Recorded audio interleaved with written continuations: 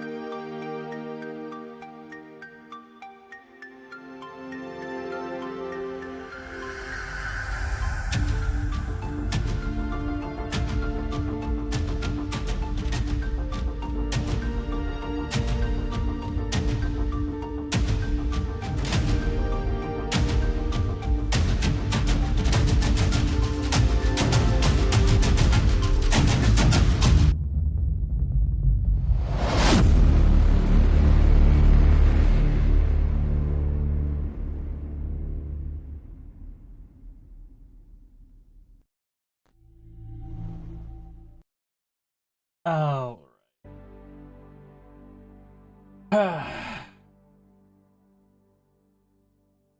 Hello. Hi, Mike Wazowski. Thank you. Last we left off, after our heroes returned back from the Feywild, called upon due to a conflict, a battle, surprise ambush from the coast. Creatures in the eastern waters were attacking ships, making sailors retreat back to the shores, and the soldiers of Platinum Star City to lay a defensive line. But days have passed before our heroes were able to return and respond from the Feywild. On their arrival into the woods, they found that refugees from the eastern part of the city had taken place. Fey creatures that were either ambushed during the surprise attack or simply just needed to escape and cannot return to their homes. And it was here when they entered in that they learned of an announcement that had been made. Theo is the first in line of the royal family of the Platinum Dragons. This announcement was anonymous, but to the team and to Theo himself, they know who sent it. The king of Platinum Star City, Draco, confirmed these rumors now truth, and has stepped aside and left the throne so that Theo can help with defending the city with his pure radiant energy, while he and his family work to subdue the attack that is happening on the eastern coast. As Theo is now stuck sitting on the throne, holding scepter in hand, using his radiant energy to seemingly strengthen the fog-like barrier who was weakening. Our heroes went around town collecting items, having items be created, finding out where people are, and learning that the youngest of Draco's family, Crystal, had been missing for a while, along with Captain Goldpaw. Two separate disappearances. One was discovered after they learned the truth from the returning group of Dagadin and his compatriots of adventurers. A new individual joined them, Sanjiro, a fighter skilled in works, and helped them in a battle that took place shortly but efficiently as he struck down the enemy. A meeting had taken place of what they had learned, and the news that hits was surprising for most, interesting for a few. As the old ones are not all hags, but powerful individuals. One, seeming to be identified as a siren, is responsible for this coastal attack and siege, while one who had been missing, the old one, later had been identified as Queen Oleander. This information was heavy for some, but nonetheless, an idea was made.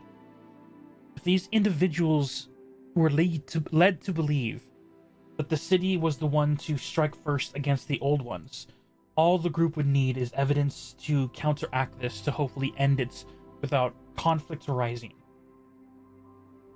And the one individual who had evidence of the saboteurs of the attempted kidnapping of Prince and Princess fairies, of the individuals who came from the Feywild, they decided to head out and go speak with the darkness, heading to the, I want to say the Opal Rock, but my brain probably would mess that up. The Obsidian Rock. The casino on the surface. But upon arriving, despite the war going on, they found it untouched, and individuals inside seemed to be relaxed at first. And as they found a disguised Princess Crystal hanging out at the bar. A query of questions, a attempt at convincing her to return to her family, even if for a moment. Do not forsake the ones who do love her. She refuses, claiming that her lineage, her life, has not only been a lie, but that there are more secrets being kept that she doesn't approve of. And as the conversation grew into an argument, the Empress herself appeared. Before information can truly be given to a contact between Leah and... Names are fun. Valerie. Thank you. A conversation of information between Leah and Valerie. A contact point that was made before their journey to the Feywild. The argument intensified, heated up, until a question was asked from the Empress to Leah. Information will be given of someone who apparently had a deep connection to Leah's past and the death of her family. But the Empress refused to give it up before she got her info. And in the moment, declaring that Queen Oleander had perished, the tone shifted. As bloodlust rose and oozed, an image of the Empress's true form contested with Valindra, showing that she herself has the heritage of her father. The platinum scale shifting, showing her form, and the anger arising, not knowing where to point it at. But before an action could be taken, Delphi was able to confirm and calm the situation down. Though the Empress's bloodlust settled, her anger was still high, as she demanded that everyone leave now. A last word to Crystal not to forsake her family was given, for the group eventually, one by one, departed. Leah only given one confirmation that this individual, this male, black-haired, brown-eyed human with a long silver short sword and a snaked hilt with a single red rubied eye, while the other was missing, had been spotted beyond the fog, beyond the mountain pass, the world unknown to our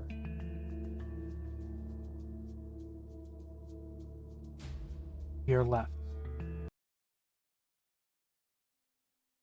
in the evening skies, outside of the Obsidian Rock, as our adventurers are walking through the open streets. The only thing breaking the silence is the sounds of small, distant explosions on the eastern coast. Nothing that has changed for the past day. Probably another evasion attempt that is being thwarted by the soldiers themselves. But the night sky, ever so clear, somehow still feels ever so heavy.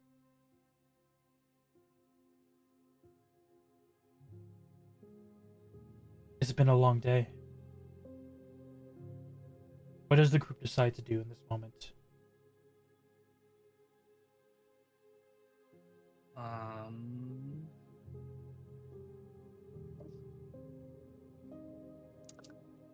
Um.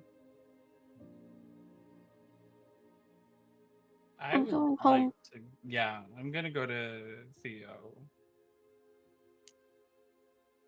I'm going home to rest because Leah got me sick.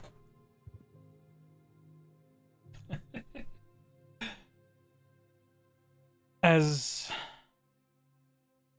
I'm gonna take a recovery. nice. Yes, Leah? I said I was gonna take a nice long walk back to the woods and contemplate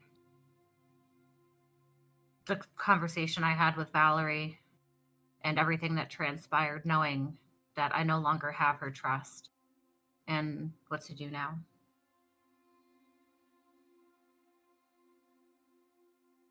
As looks are exchanged,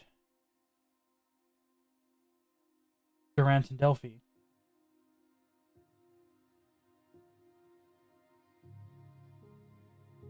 This whole scene right here Peace. is giving me the Scooby-Doo scene where they're all breaking up and they're getting ready to leave. It was a sad moment. Oh, like from the movie? Yes, from the Oh my movie. god. The fucking movie. I love the movies. The movie was so bad that it was good, yes. Delphi, you're muted if you're gonna say anything. I don't know. So what do you plan on Well- doing? Probably just gonna go back to the woods. Okay. The Durant? first thing I'm doing is summoning my fucking steed. Because I've been waiting to do it, but I didn't want to have to fight something. Fair. Are you going back to the woods? Or are you... I'm also going back to the woods. It is a Okay, long yeah. walk to the woods, so. But I can, Delphi's going I to can- sit on we his can shoulder. make that walk on a goddamn horse Yep. that's shaped like a dinosaur. How long is the casting time for summoning steed? 10 minutes. As you guys are out front, Una letting you all know that her and Elian are going to be returning to their home. Leah beginning to walk off as Durant is beginning to cast something. Sanjuro, where would you like to head as you see Dagadin, as you know him as, and this sly human fox. I keep wanting to call him Steve, but that's from another campaign. Yeah. Fucking Hogar. Steve. Hogar. It's Thank you. Hogar. As Dagadin and Hogar look to you, Sanjuro, we can probably set you up in the Adventurers Guild, but it will be a little cramped where the Warfront is located. Unless you wish to go elsewhere, there are a couple inns in the western part of the city.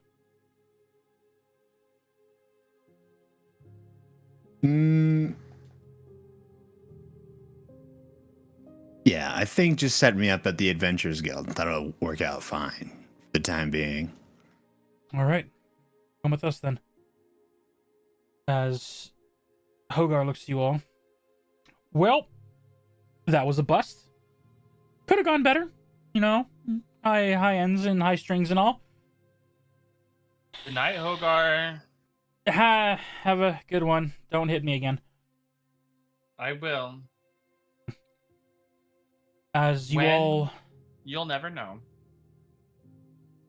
as the goodbyes are had, you guys watch as Valindra simply says goodnight, turns, but doesn't walk towards the upper ring gates.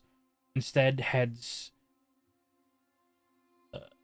southward around and seems to be heading to the eastern coast to join the battle front there. Okay. As Una, Leah, Elian, Timothy all begin to disperse, Sanjuro following Dagadin and Hogar to the Adventurers Guild. 10 minutes go by as Delphi and Durant are simply waiting there. As the arcane sigil completes and Dagadin, what does your steed look It's an iguanodon. Here you go. like? I I will be love making this that. token And on the side. Iguanodon. It's an iguanodon. His name shall be Aladar, for no reason. Aladar. I see what you They're did there. getting rid of that ride at Disney, and I'm gonna be so upset. That's sad. They're getting rid of it? Yeah, and replacing it with a fucking Indiana Jones ride in Animal Kingdom. What are you doing? You're getting rid That's so, of the so dinosaur. dumb. You're getting rid of the dinosaur ride in March. I remember that's so sad. I went. That was one of my favorite rides when I went. My biggest issue is that they're replacing it with Indiana Jones. That's my biggest, like, I know why they're doing it. It's because they already have that ride mapped out in the same way. Like, it's the same ride functionally, it's just a different setting. And I get it, but also, come on, guys. I was so scared of the Tyrannosaurus Rex every time, even though I knew it was miss coming out of the water. Terrified. I miss Tower of Terror. Tower of Terror is still there. It's Are just you not. sure? Yeah, it's just different at Disneyland. It's Guardians of the Galaxy themed now, but Get rid of in that Hollywood, shit and bring back actual. and it's not bad. But yeah, Tower of Terror is still better. Florida still has Tower of Terror. Just out of curiosity, any color to you speak out? Red, I'm sorry? blue? Well, I sent you a picture. Well, I know, but like I'm talking like the surrounding token emphasis. Is there any color that pops out? What color am I? I don't know.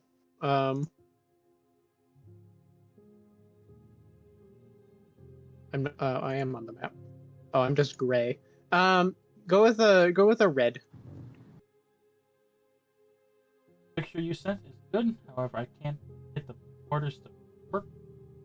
And it's statted as a warhorse and not an iguanodon because that would be fucking busted. Got it. All right. Because a warhorse has like 60 something health, or not a warhorse, Iguanodon. an iguanodon has 60 something health. Which is Delphi, more than me. for the first time, you see a creature. One who has been in the history books as monsters and creatures of old.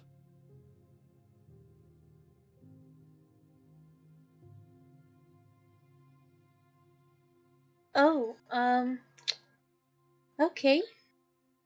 Don't see that every day, but I see a lot that I'm not supposed to see every day, I guess, huh? Well, I wouldn't say you're not supposed to see this. This is fucking cool. Well, I agree, but I just meant, like, you don't usually see, like, hags or, you know... Yeah, that's fair. We do see a lot of Dragon. unusual things. Yeah, yeah. And this fits that pretty well. I love him. Unusual. Okay, well, can you take me to the woods, please? Yeah. Alright, thank you. As Hop you- up onto Aladar. As it lowers itself, as you both, well, as Dagadin rides its mount and Delphi rides hers, the three of you begin to head out to the woods. Just out of curiosity, what is Dagadin's mount? Dagadin doesn't have a mount. Oh, I thought you said he. Okay, It sorry. was only He you that is spent the the mount. time. Wow. No, I thought you said he had a mount. That's okay. Oh, sorry. I meant as Delphi rides her mounts, which is Durant. Okay. It's been a month, but I still get it confused. Yeah, we know. Yeah, I'm definitely not riding that. No, yeah, you're on top of the shoulders of Durant. Some of you at the beginning of the season would have liked me to. Heavens to Betsy. He's engaged. He's engaged. You get to a wonderful gazelle. Who kind person? of currently has him under lock and Is- key. They could be into Kinky. threesomes. You don't know. As everyone arrives at their location one by one, who would like to go first? Mm, Or do you wish for me to roll a die? roll a I'm just- die. I'll go first. I'm gonna go to fucking sleep. I got hit with lightning.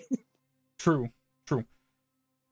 As Durant and Delphi arrives in the front of the woods, you see as the alleyway that leads up to the doors, the wooden tree-like walls that gives a vibrant illusion of entering a woodland area. The very alleyway itself, you see humans and fey creatures, some huddling together with a blanket wrapped over, cushions that look like they were taken from either home or couches from inside the woods. And it is all over. Are you leaving your mount simply outside, or are you unsummoning it? I'm gonna. Because If I it think I- stays as long. I think if I unsummon it, like I have to, spend the Yep. whatever again. So no, I'm just gonna leave him outside, All right. and he'll stay there because he loves me. It clatters to the floor and lets you guys hop off. Some individuals are startled by this, but when they see your armor ever glowing with the Son of Palor, and then they see Delphi on your shoulders, there's another spark of hope in their eyes, still exhausted from the day that they had, but the reassurance that you're here. Individuals who are rumored to be able to help. As you guys walk down, there's a narrow pathway as both walls are lined up with refugees that are simply trying to get comfortable for the night. As you walk through the sliding doors, entering inside, no music is played. Tables have been rearranged to be a comfortable place to rest and reside. Individuals are lining the walls and the dance floor. Simple cloths of makeshift blankets have been spread out, and you see as Clara is moving around with other denizens of the woods. You see Elle the cook, and you see the coyote. In my brain, names when you have thousands of names. Haley. I kept wanting to call it Maple. That's all wrong. As Kaylee To and be them, fair, that is her name. that is her name. It is. That's why my brain always wants to switch it, but it's just Haley. ADHD is only so helpful.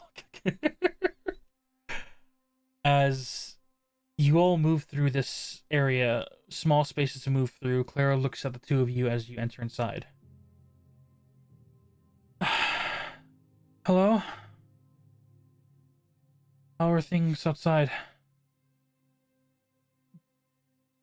About as bad as they sound. Just as you say this, you hear another distant explosion. Yeah, like that. Sidebar, that sounded like a Star Wars blaster. Glad my noses are doing better. Didn't Wait, sound was like there- it. Wait, was there a noise played? It was me. He made like a pew noise. And it sounded like a Star Wars blaster, but Hey, in magic. distance. Sound like whatever. They're fans of George Lucas.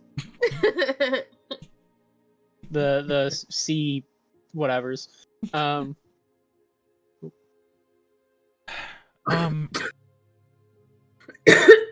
Pardon me.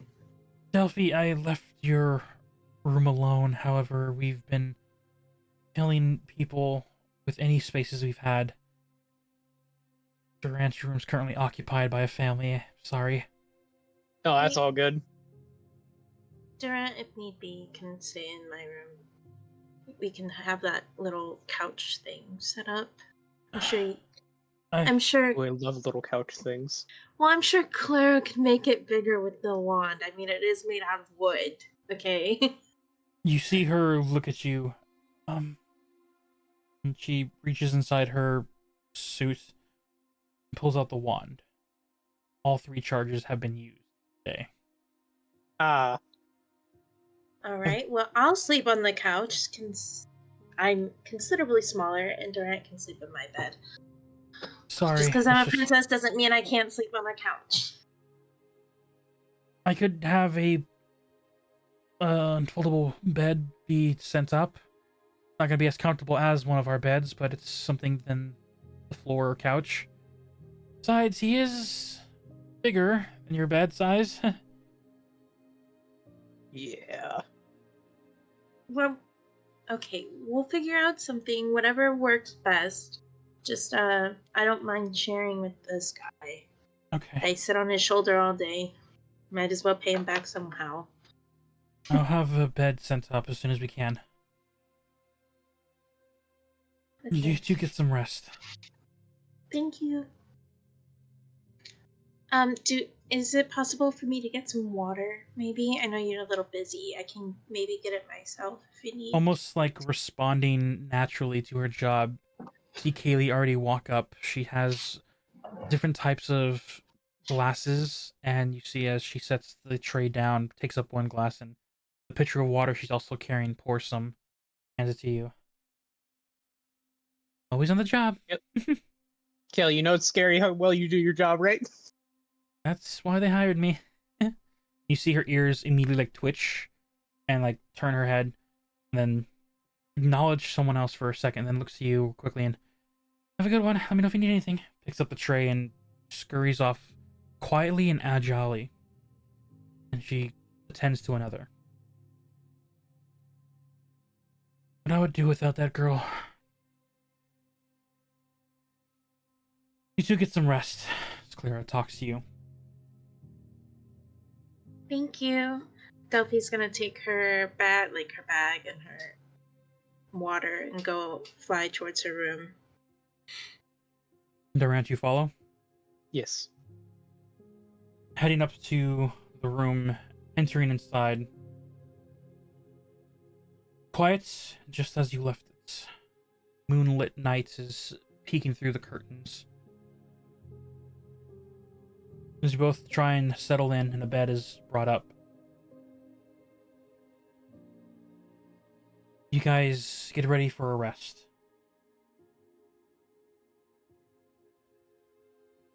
Delphi, make a history check.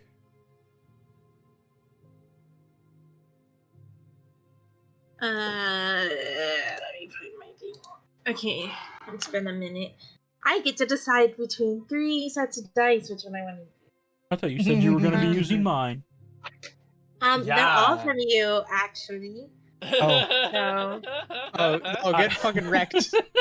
Yeah. I send my friends Thank way you too for many your things. generosity. To be fair, I did win one set from a giveaway, Oh, that's and right. the other one I got from a giveaway because someone won twice and gave them to me. Yeah, that's right. And I'm gonna use my Christmas Hey. gift. All right, make sure this is the 20. Yeah. Okay. History. Yep. Where's my history? What is it? +5. Ooh, I'm proficient. Does that mean I get to roll twice? Unfortunately not. It just gives you that bonus, which makes it up to a 5. Man, proficiency would be fucking ridiculous if you got advantage on anything you were proficient in. I got an 8. Oof. So I rolled a 3. Oh. Christmas dice. Yeah, you did me dirty. And I don't have inspiration. You do not. No. You lie in bed. I'm poor. It's a history check, not a money As check. the goddamn princess. As you First world problems. As you all, both of you, lay there and rest. The quiet night, interrupted by small, distant magical explosions every now and again. Not enough to disturb you from sleep. Don't remember when it's been this quiet, especially since you left the Fey realm. whatever's going on there. Day probably hasn't even passed there. But a day has passed, for sure. Timothy. Yes. It takes you a while, but you fly a good height above the walls and head to the castle.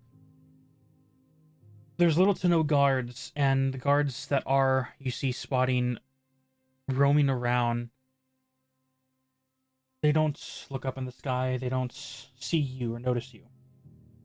Wow. As you get to the front castle doors, you see Gazara there with other guards as they're giving orders, discussing as she sees you approach.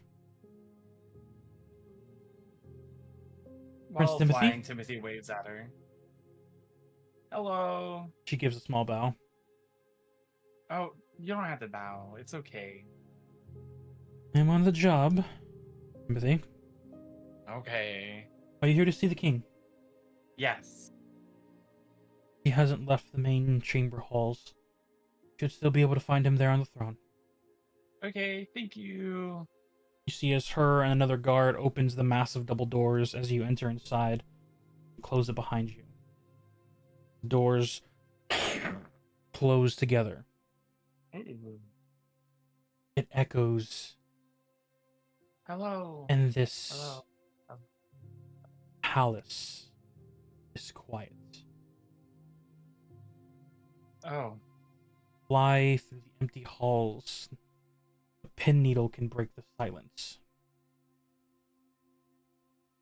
So you finally get to the main heavy chambers where only a single guard is blocking the double doors.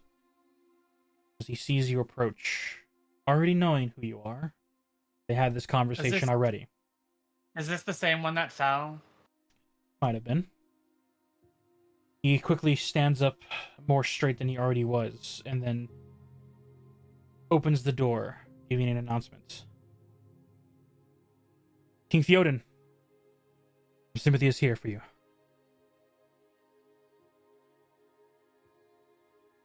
I fly in. Timothy, Hi. please come in. Okay. I'll fly over to him. You see the other guards inside. It's the same castle, same corridors that you have known. Mm-hmm. There's three. But as you fly up, the two guards that are at this central palaceway, and you see Theo on top. His scales are at their full vibrance of radiant energy. He has not had a drink over a week now.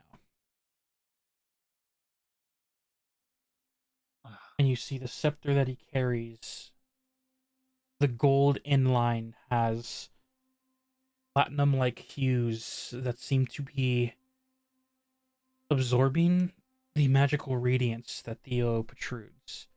And the top platinum gem is glowing like a mini firefly. You approach next to him on the throne. Yes. Well, How did it go that out was there? a shit show. I'm gonna tell you that. Oh, it was a lot that went down, Theo. Well, I'm glad you're all right then. Yes. Also, would you be able to get your brother here? I need to let him know some information.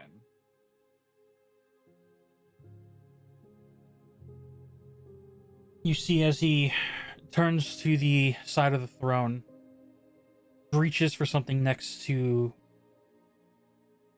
a compartment hidden in one of the legs, pulls out a scroll. Familiar. How urgent is it? He did tell me that. Well, did he tell you that his youngest child was missing? I was there. Yes. Oh yes. Oh my God. We know where she's at, and I would like to let him know. Yep, that's enough reason. And you see as he Alright. unravels the scroll and incants the name, Draconius Platinum. the scroll ignites in a radiant energy. The same summoning circle lights up, and you see as taking up the hall becomes a massive adult platinum dragon. Okay. And as he takes a second to look left and right, he looks down, seeing you and Theo. You hear the magical essence of his body condensing before you see the once king, Draco, now Prince Draco, standing before the two of you. Sympathy vows. I have some news for you. Unlike Theo, you see as his body, even though dragonborn, takes a different shape. He is not pure platinum. There is an inkling in line of simply silver. That which is different and can be visibly seen now that Theo is at his full brightness. Yeah. As Draco, more normal voice, clear. If you know where my daughter's located, definitely would appreciate Yes. it. She's at.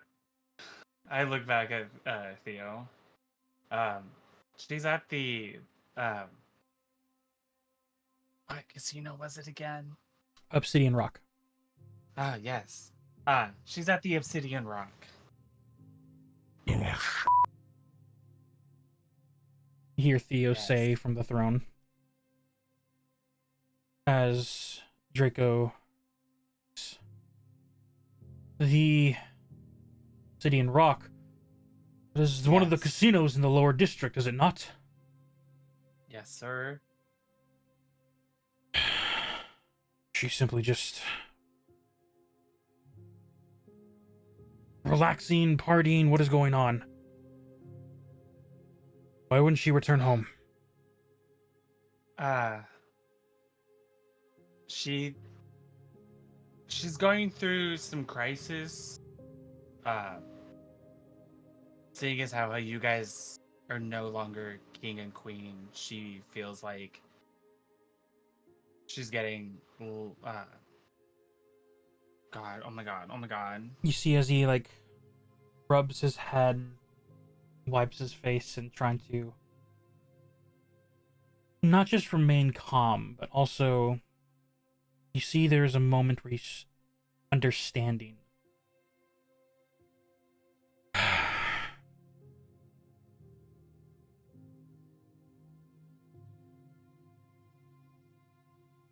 Thank you for finding Crystal. We appreciate that, Yes. Prince Timothy. Ah, Theo, you seem to know this place, but your reaction is what has me more worried. This place full of dens of thieves and individuals that we should be worried about.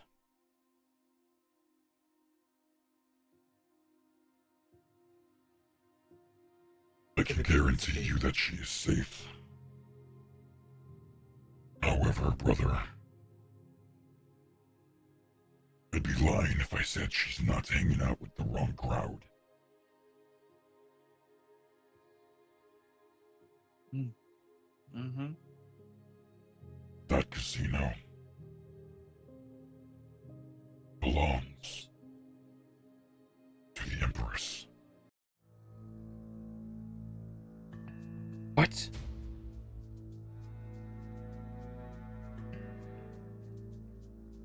Oh, I have to go get her.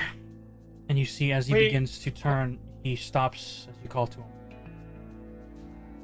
Uh,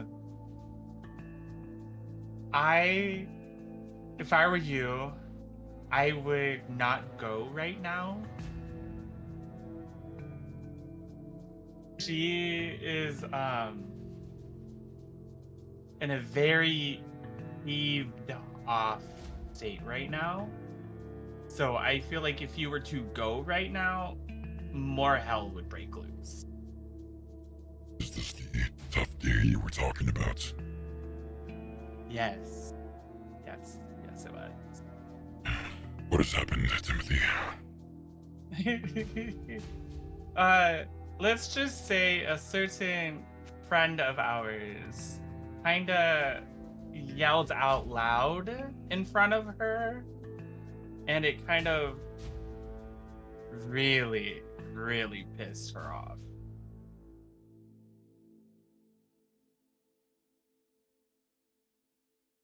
Cryptic.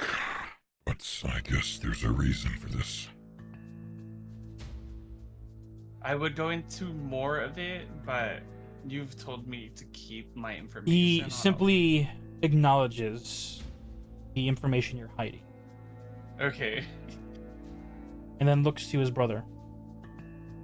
Like I said, Crystal is not in any danger. But the Empress is on edge. Provoking her will not end good for the people of the Star City. Nor you, brother. If you go in by force, citizens will watch as a prince, once king, is trying to exude anger and power, justified by receiving her daughter, but still, it's a bad image.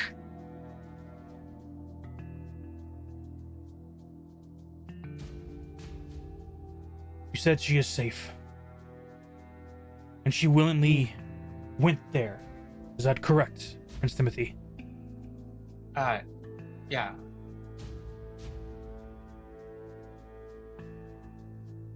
We'll send a She said message to her. that's- Okay, cool. She might call them guard dogs again. She called us dogs for. You might just want to let it cool down. You see, as that fatherly anger of hearing that their daughter has called someone respectable with disrespect, like disciplinary twitch in his eye kicks in, but immediately he holds it down. I apologize for that, Prince Timothy. No, it's okay. It's a tough situation that's going on lately, so it's very understandable.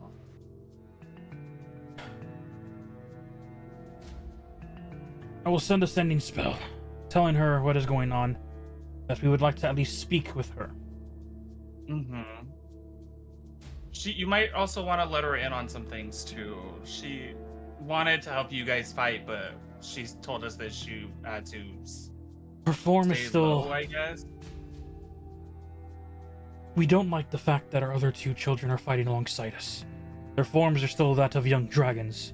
Therefore, they have some vulnerabilities. And we do not know what this siren enemy is capable of. The last thing I need is any of my children dying, but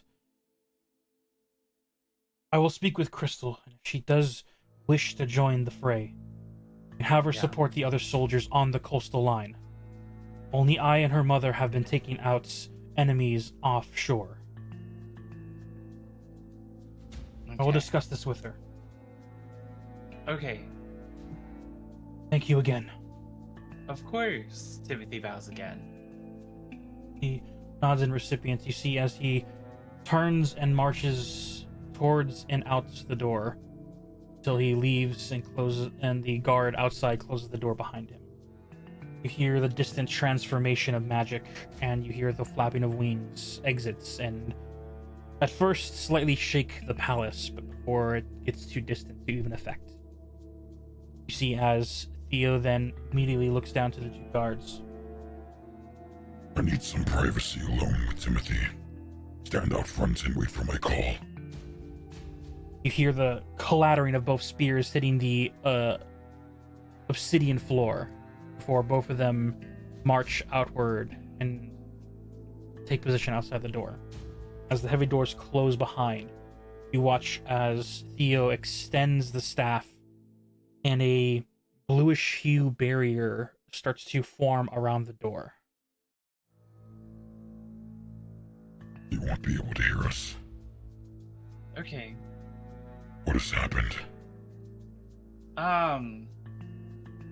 So when we got to the casino, Valindra was talking to Crystal, and she was getting pissed off and annoyed about all the questions and us having to come get her. And then I tried soothing it down, but it did not work. It did not work. And then I went to go sit down with Leah at a table while Valindra was doing her stuff. And then it just escalated there. And then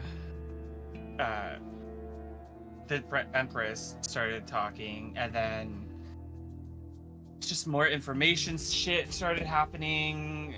Tensions was starting to rise. Valindra yelled out enough with like the radiance that your dad gave her. What happened?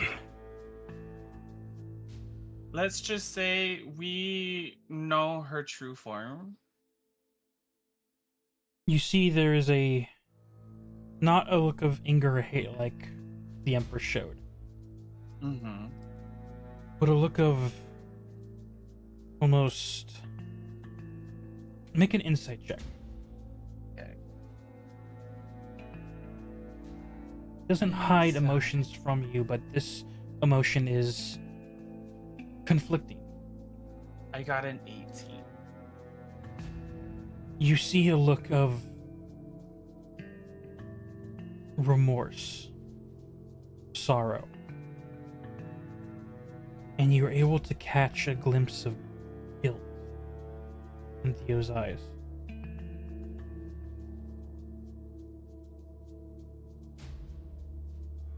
That explains why she got angry. Yeah. I would like to ask one question, Theo. I've been wanting to ask it for a while, but I didn't know how to exactly say it because I was still trying to figure things out. And I know you don't like... I don't know if you would like to talk about it, but I would like to ask the question. Your past wife, is she... A pained look all over Theo's face, of an expression of expecting this question, but he cannot hold back whatever pain just triggered. Oh, I'm sorry. I wanted to ask, is she Delphi's mom's sister?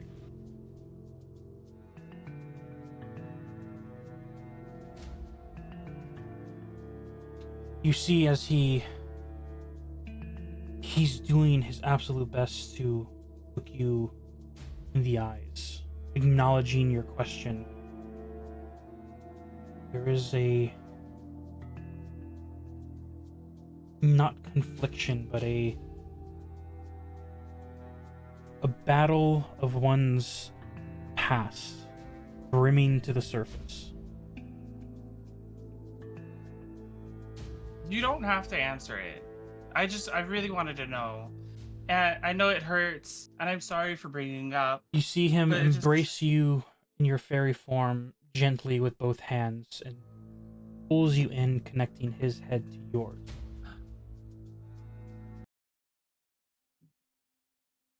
Theo.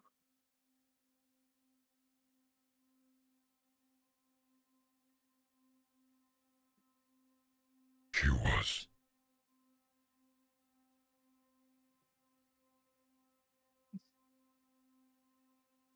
Her name. Satarina. Oleander. Saturina.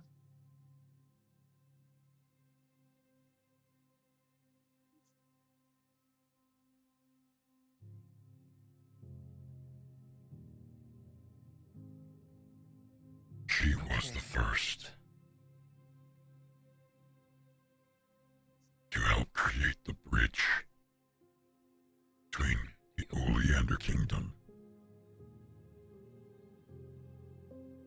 and the Platinum Star City.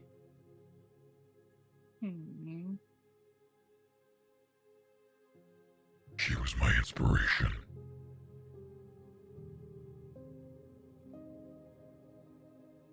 Oh. Timothy places his hands onto both sides of Theo's cheeks. You can't help. Sorry. You can't help but notice the fighting back of tears in Theo's eyes. He blinks one drop. She died defending the city. Oh.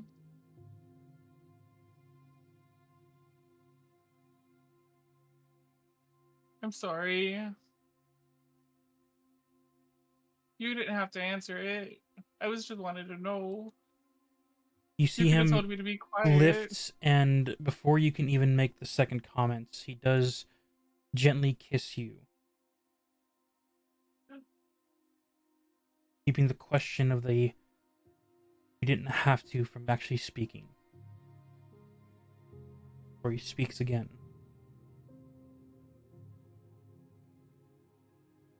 I was going to live the rest of my life holding on to her dream inside of a tavern at the end of a bottle. You have reignited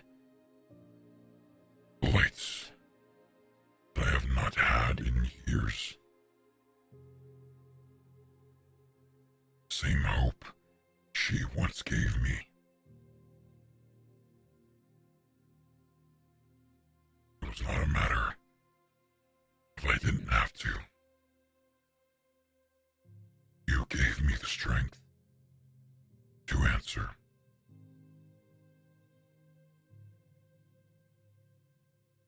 Oh, Theo, I love you. And I will help you with her past wishes and make this place better for everyone. He takes you in this moment of peace, despite what's going on outside. Is there anything else you discuss? If not, you guys will be spending the evening in this throne room, resting in each other's arms.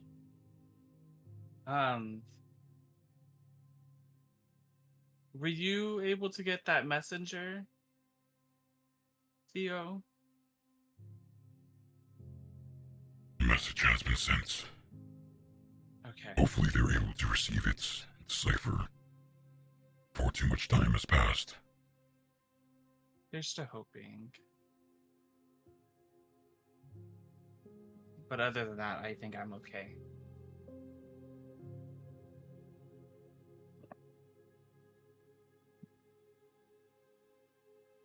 He rests in a way where you are able to sleep on him, center chest, slightly slouching on the throne, but still holding the scepter.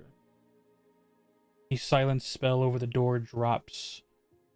The two guards re-enter, but you notice as they see you there, they keep a more respectable distance to leave you two at peace. They stand at attention facing the doorway. I mean, thank God we were closed. But that's... This is the DM. Please don't desecrate the throne room.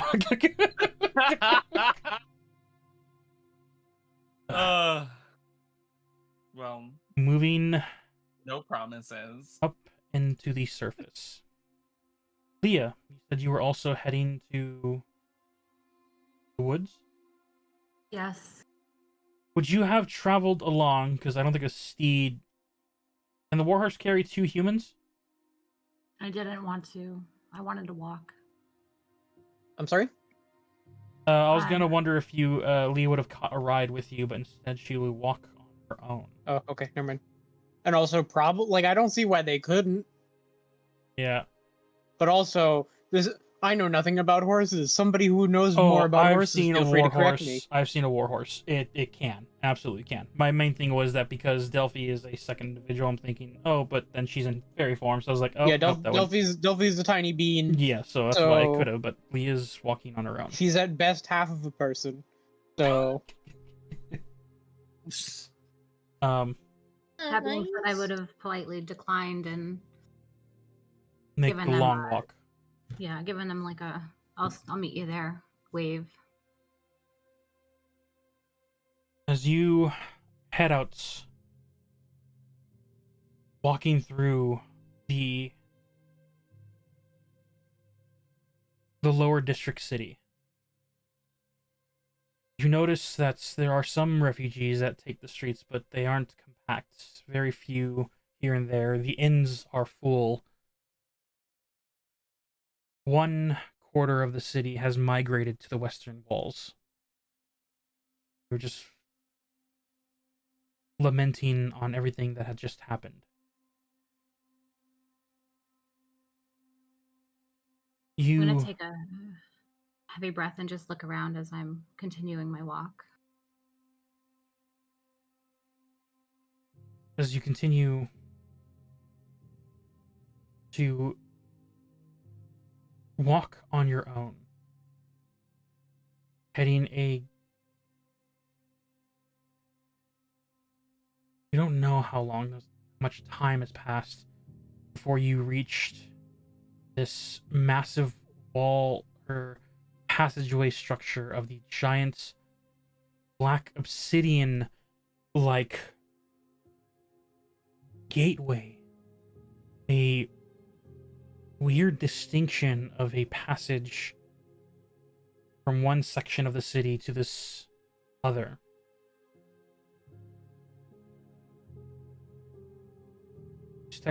Takes your steps forward to go to the upper. A cry comes out. What was that about? As you see from where you came from. I'm gonna spin around on my heels. What the hell are you doing here? Needing more clear answers. What do you mean? About what? Valerie, I'm sorry. Why did you choose to lie?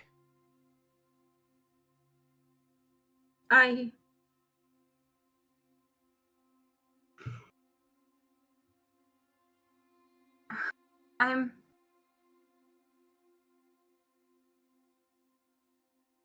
Have you ever loved somebody so deeply and then had them ripped away from you?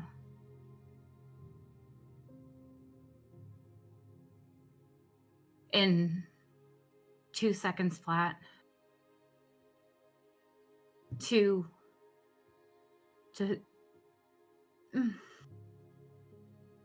know that only one person knows exactly what happened to them, and to want to walk to the ends of the earth to feel the warm blood of that person on your hands to seek revenge. Have you? I thought in that moment when you asked me that question about the queen, about what happened in the Feywild, I thought that's what you wanted to hear.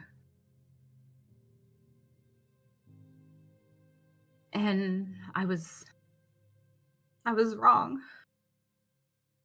I should have been honest, and for that I'm sorry. I'm sorry. I should have been honest, and I can't take back what I did.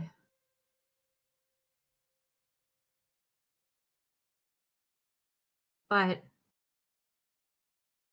it doesn't change the fact that we did save her.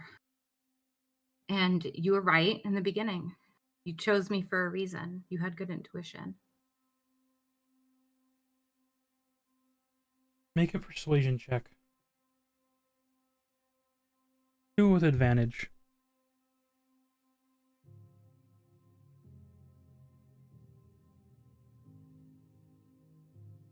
Mm. 15 plus 8. And proficient as well, plus 3. So 15, 16, 17, 18, 19, 20, 21, 22, 23, 24, 25, 26. And with a +1, things came in 27. You see clarification in her eyes. An understanding. Not recipients to the pain, but of understanding why you did it.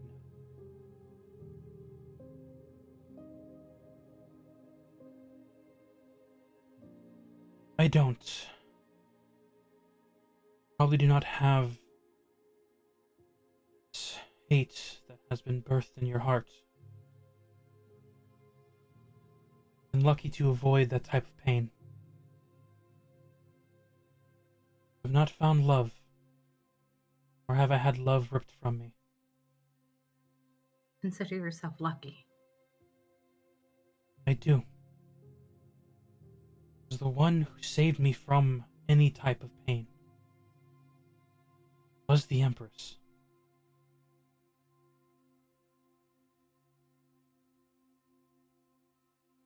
It's going to take some time before I can convince her. I can tell you this. Despite what many people know,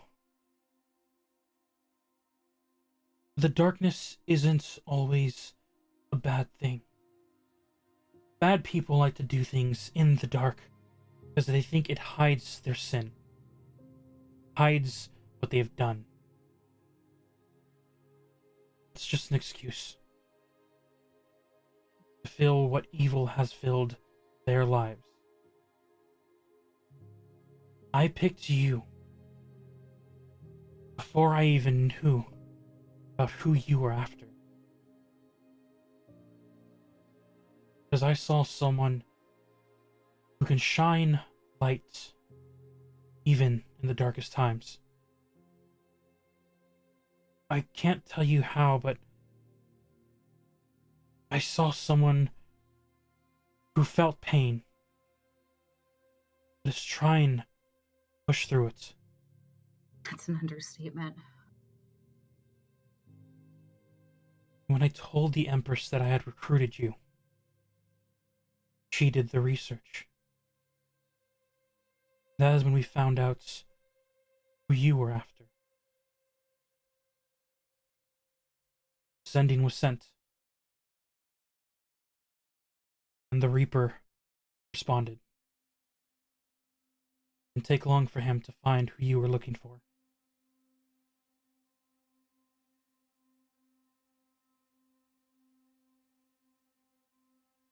Said there was more. You knew where he was? Or he did? I don't remember. I'm sorry. She walks under the massive obelisk, getting closer to you, closing the distance. As she approaches, I'm going against the Empress's orders on this one. You're told to stay away from your group after what just happened, but I know there had to be a reason. I knew there had to be. And I was right. Once again.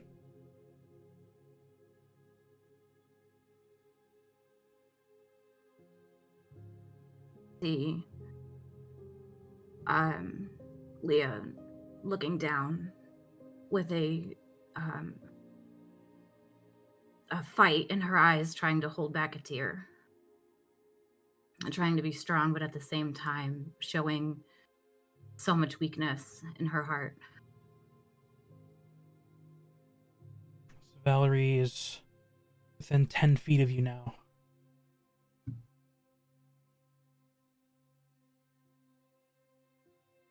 The man you seek with this weapon.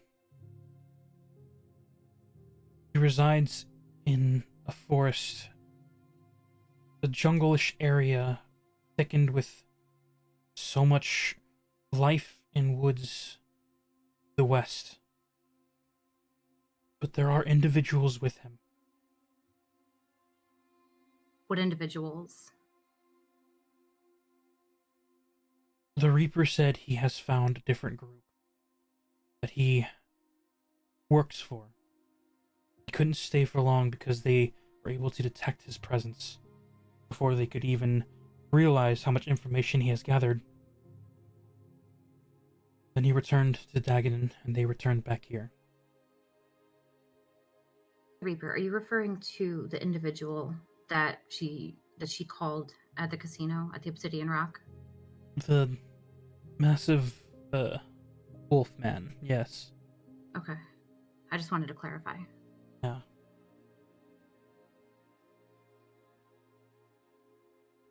That individual has wronged you. You need to go after him. Do I need you to? No. If you need to go after him, Oh. and you need support, I can lend my assistance. I just ask that if you don't trust the Empress or the darkness, trust the one who saw the light in you.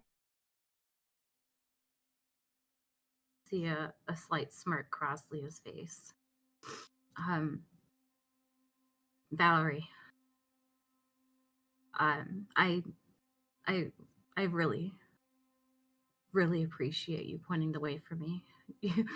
You have no idea how long and how hard I've searched for this man to even get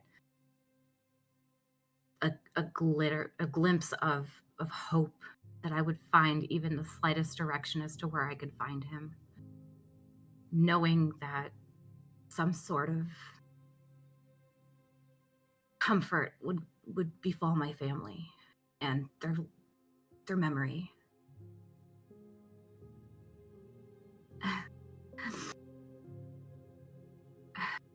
I know that there's nothing that I could ever do to apologize for lying to the Empress, and I hope one day she could forgive me as well. And if there's anything I could ever do in the future, obviously within reason, to repay you for this, let me know.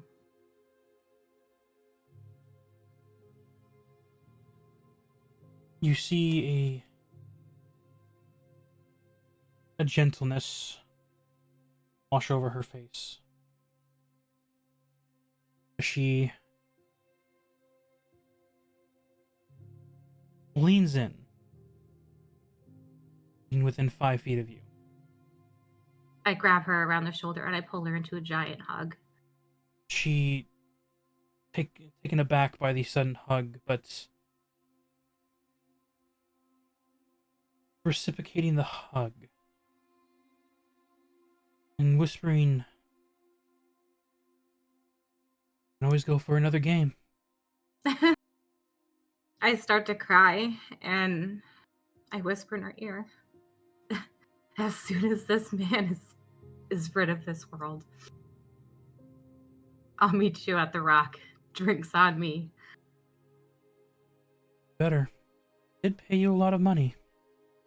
Hey, I don't... I have no roof over my head, so I still got all the cash you gave me.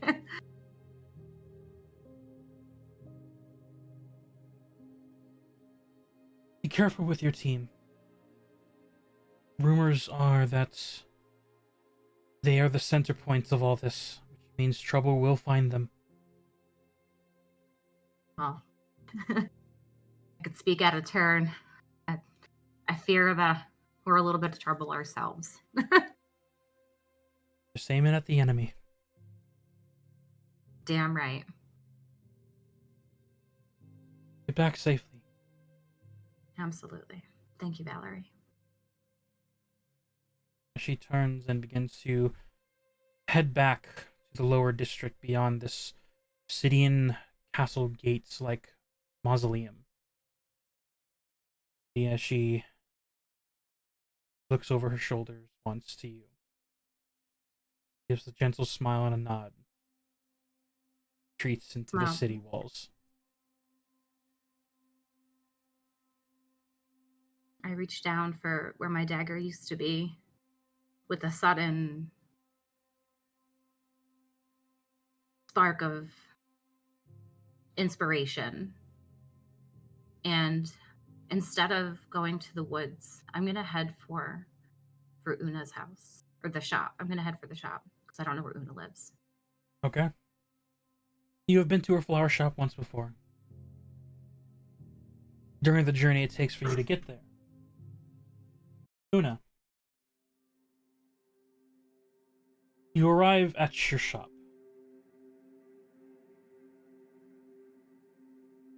How's it looking? Nothing's on fire. As you approach the door entrance with Elian, you can't help but notice there is a purplish smoke leaving from your chimney kitchen. Okay. I'm assuming my brother has something to do with that. So I'll go inside. Front entrance or the back entrance? Back entrance is close to the kitchen. Front entrance has that chiming bell thing. Back entrance. As you go to the back, unlock the door, and enter inside. Not heavy, but a sudden plume of gentle purple smoke leaves the underroof and rises high. Not enough to get in your face, but just in a general sense, your brother seems to be cooking something. You hear the clattering of glass vials, the chiming of different types of arcane magic pattering off of something. And as you and Elian peek into the kitchen, you see your brother leaning over a table. A pot is currently smoking up through the chimney, but it seems as he is focused in on one of the daggers, using a small arcane nail and a adjusted hammer etching in runes. Make a perception. Nah, perception or insight. I'll let you choose.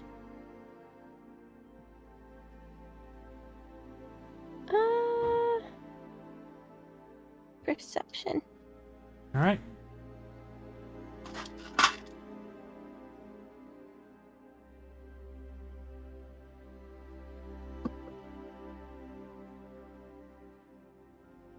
You get a +1 to 13. this, so that'll be a 14. 14. With a 14, you are able to see that the daggers that he is etching in these arcane runes into are the very daggers that are meant for Leah. Poisoned, almost fang-like designed weapons. Ooh. And you also are able to perceive that he is so focused in this that the pot of whatever he's cooking is burning.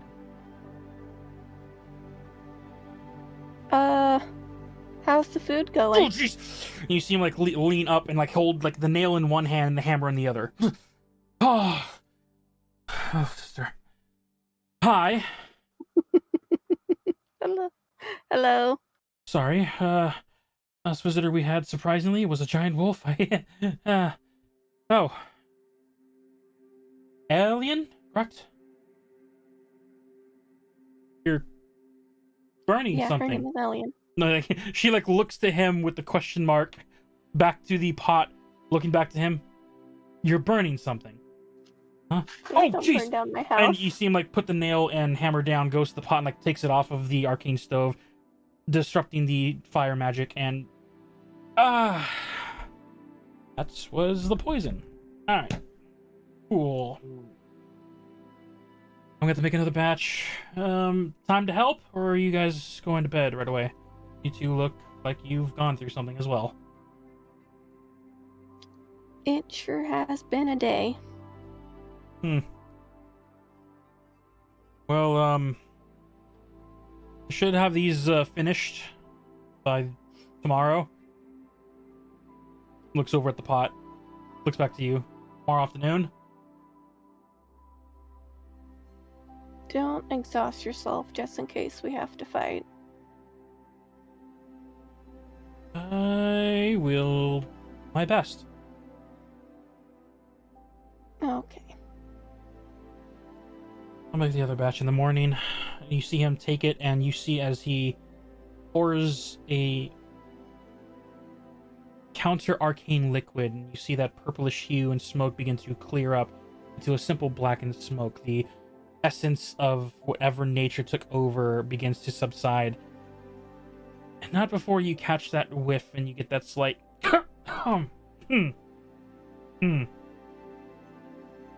That's probably not going to help. Yeah.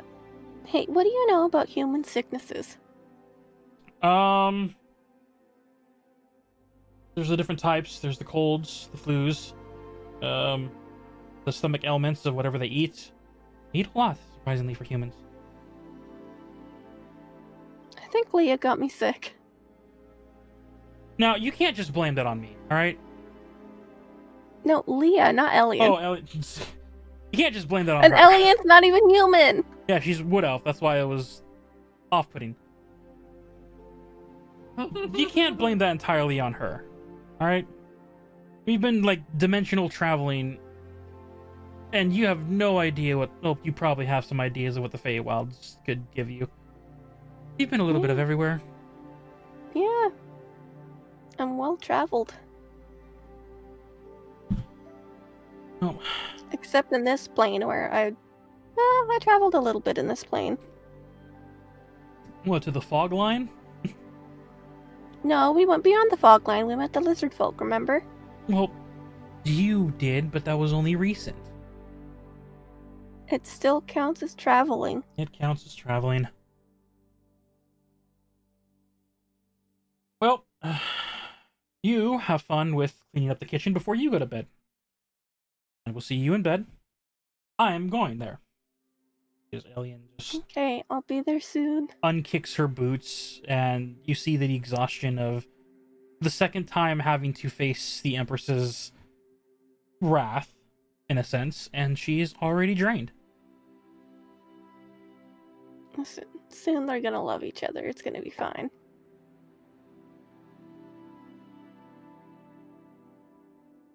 As oh my god, the canon's so real. I just read the text. during the Fae journey, yeah, Rach was sick. Came back from the Fae journey, Una's sick. Huh. Candleline matches up.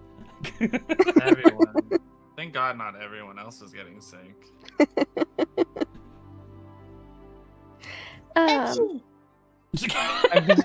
concerned with Y'all's ability to transmit illnesses over Discord. A little above table, Leah is still a little sick. Glorious.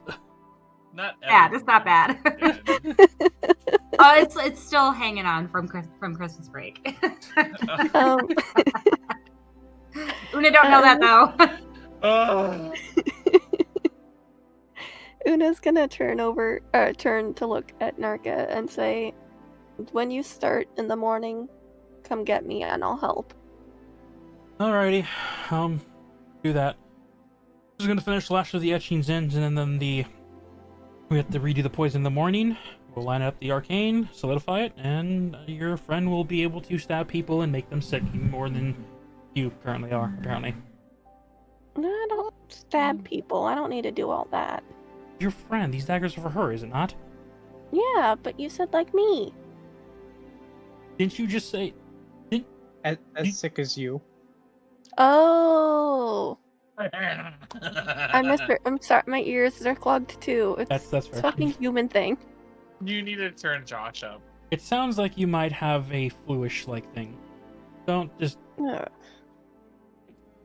keep your distance. Wait, you're immune to a lot. How is that a thing? Anyway. Yeah, your guess is as good as mine. Mhm. I'll be done in this minute, and I'll probably take your guest room. A guest room, right? Yeah, I have a guest room. Yeah, I'll take the I guest have room. guests. Yeah, you do. Giant, massive wolf shadow demon things. Yeah, he's not the only one, but you probably won't meet any of them. Or you've either, well, let me rephrase that. You've either met all of them, or any others you probably won't meet. Ominous. You're one to talk. And she just goes upstairs to go to bed. Not by choice. Have a good night. You head off, and you see as Alien is in the shower. You join her, have a lovely wash of everything that has happened today, from the coastal adventures to the turning from the Feywild, because this only has been a day. So you finally were able to rest and get your long rest. The long rest? And we level up, right? Because it's a long rest? Sanjiro, you, Yeah. along with Valindra taking the lead of Dagadin and Hogar, you get to the western coast, and as Dagadin, Hogar, and you bank towards the Adventurers Guild, you see as Valindra continues to march on to the eastern coast.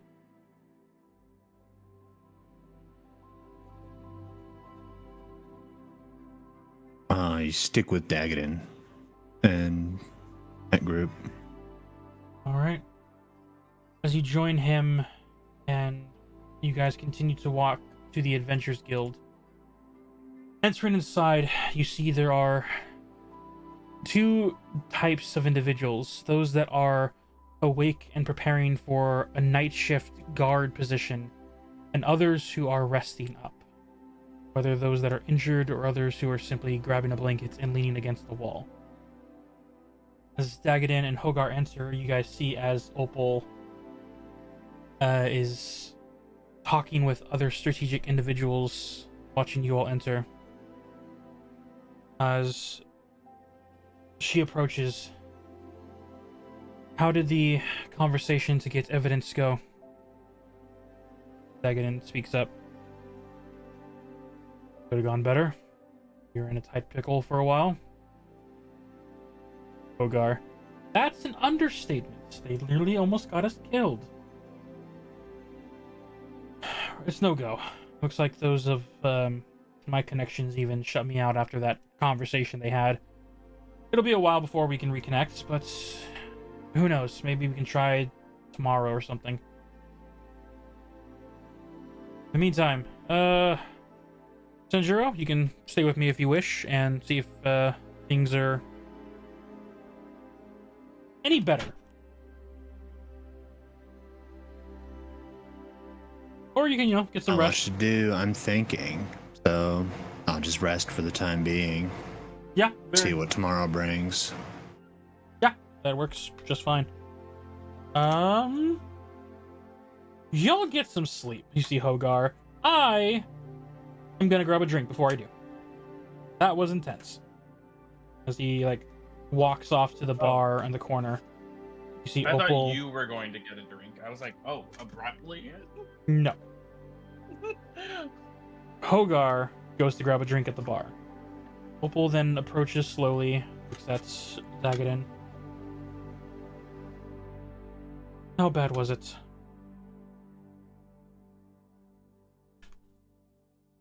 I just learned something about the Empress that's pretty much would have me on her bad list. Bad enough that I already owe her 2 favors. Need to get any worse. Oh, Opal replies. Gotta play our cards right. As long as the requests aren't too crazy, we can get this debts out from over you. They look both back to you, Sanjuro. We're gonna take our rest. Find any place that you can find comfortable. If you need food or drinks, you can go to the tavern. It's gonna be a long day tomorrow, probably. Figure out what you're gonna want to do, but we might have you stick with that group. You're skilled enough to help us, and if anything from the outside sources might interrupt them, you have more knowledge than all of us. Sounds like a plan. You'll hear no objection from me then. All right. Get some rest, and thank you once again.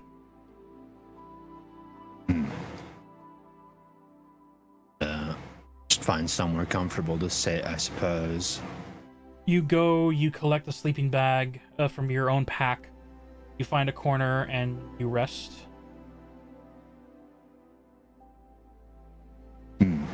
As you find a place, and as everyone settles down for the night, I would like one of you to go ahead and roll for the night's event. I won't Can do you it. roll? Oh, okay. Okay. All right, go ahead and roll. Is that okay? No one said anything. Well, Then I was I mean, picking the up my last dice. time You were the last loudest, time and you went rolled- for yeah. The last time you rolled for one of these, you made us all fall in water. So just be careful. All right, I'm gonna use my Christmas dice. You're making me feel bad I now. swear to God, if you roll higher than I rolled. Okay, so I just roll a 20. Yeah, roll a d20. Mhm. Okay, Let me know what number you get. I'm gonna kiss Kuromi for good luck. Mwah. So if it's bad, you can blame Kuromi. Okay? I thought we just agreed Who's you're Kuromi? blaming me the entire time. We'll blame Josh and Kuromi. That works Who's both ways. Coromia? Oh, pretty good. We'll blame Kuromi if it's good, and we'll blame Josh if it's bad. That's usually how it Wait, goes. Yes, I get the short Wait, stick. am I walking the entire night, or You walked back to the woods, and you had to find a place to rest along with the other refugees. There was no rooms available. So Oh, because At this any dice, end, really. because this dice is really kind of clear and like it has something in it, it makes it the numbers a little hard to see in my dimly lit thing. And so at first, I thought I rolled a 1. However, I rolled a 14. So All right. let's see. Have you considered getting this thing called a lamp? Have you considered? No. Exactly. The best Okay. rebuttal. I was gonna say. You guys probably heard the sounds of ripping boxes and something. My mother came in and gave me a new fidget toy, and I'm loving it. The problem is it's too clickety clackety, so I probably won't be able to use this one. Send it to me. No, I'm just gonna use it when I'm not streaming.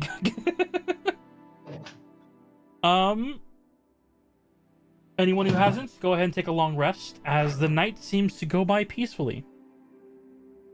Nice. Oh, thank God! I get all my spells back and all my lay on hands and all my health. I got my I got my second level 2, third spell thingy back. I only used one. And I got I one. used so much shit. I still have a level of exhaustion.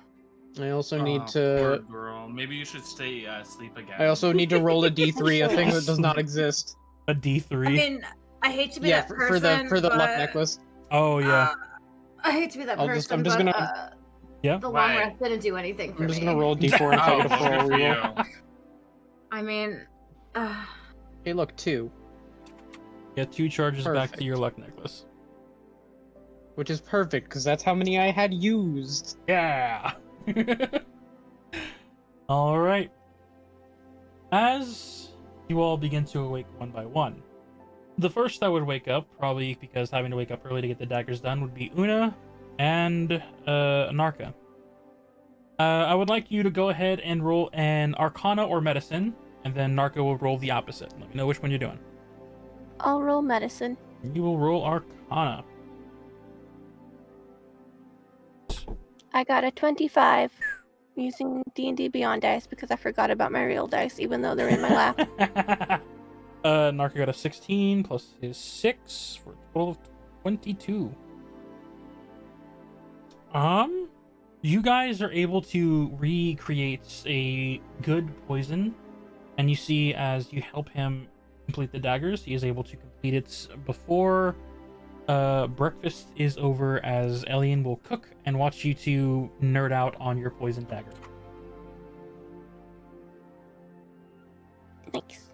Look how good we're doing. We're amazing. Leah, you wake up to the smell of breakfast, as since you are in the lower lobbies with everyone else. Some are already starting to wake, others. L, a rabbit folk, Harrigan, with multiple patches. You see he's using all his patches to cook up a massive storm of food.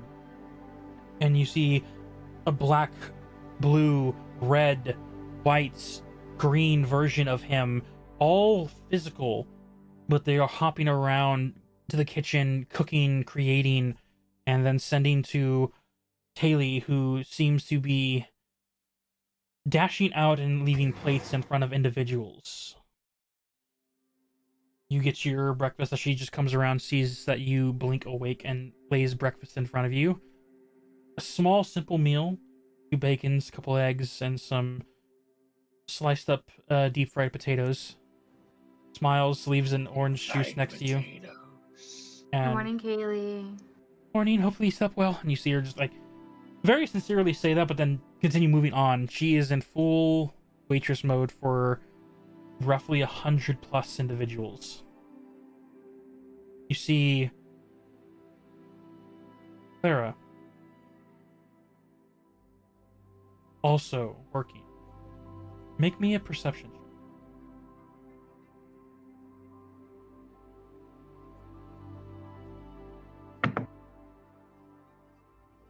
Um,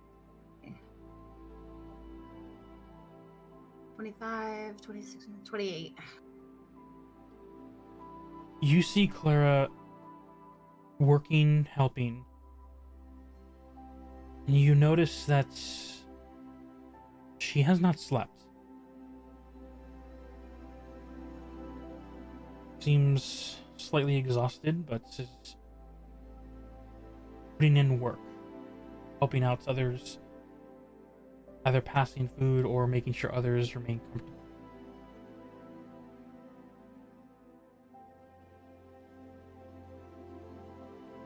Durant and Delphi, I would like both of you to go ahead and roll a d20, add your constitution modifier, and I want to see who wakes up first. This is oh, okay. What's the? How do I know my Constitution modifier? It What is should be on the they top of your next to list. Constitution? Yeah, it's the plus of your constitution. Whether it be So a it's plus 1. Oof. 2, like in the little boxes across the top. Yes, Yeah. Okay. 15. +2. While they're rolling, I would like 12. to 12.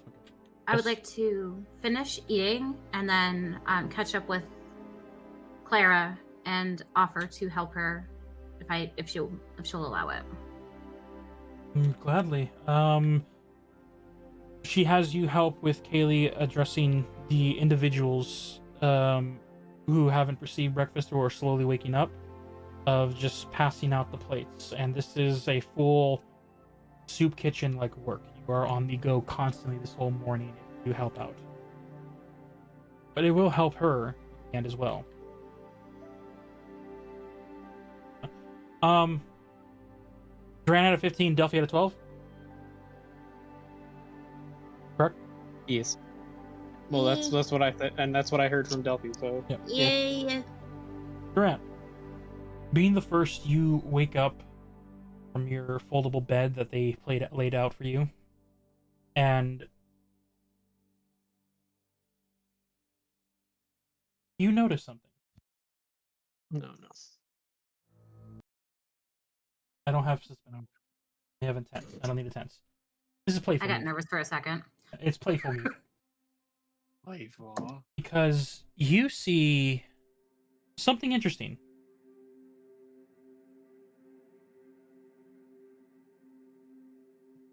On Delphi's bag, you notice it has fallen over. It is open. And even though it is a backpack of holding, passive perception, you see that a book has fallen out.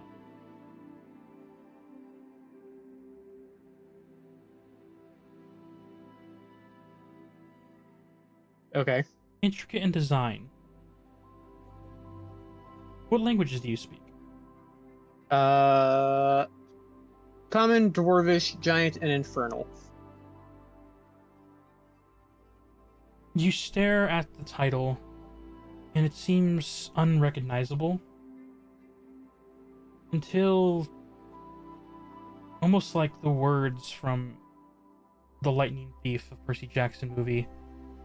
They almost seem to rearrange themselves in common. You're able to read the title, The Book of Many Stories.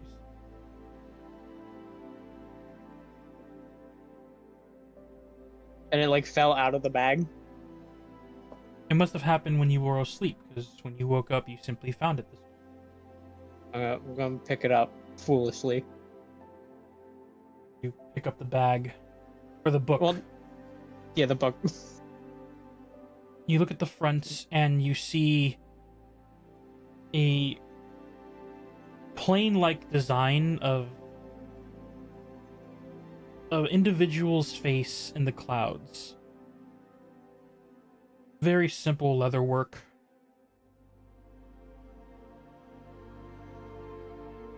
I would like you to make a wisdom saving throw. Yep.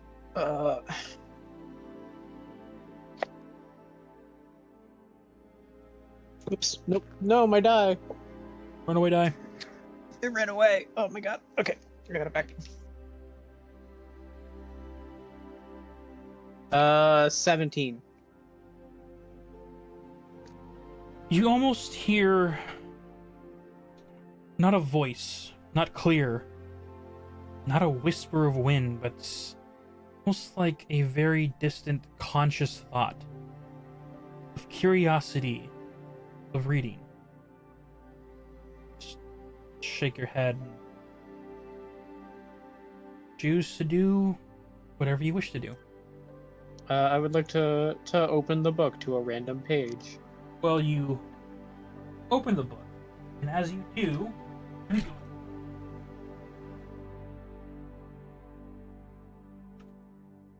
the moment He's reading Duffy's book. you open the book, the pages burst open and begin to flap, and as the wind and books flap open, the sounds of many pages turning like winds striding through the very pages themselves. I need you to go ahead and roll me a d12. Let me look at it.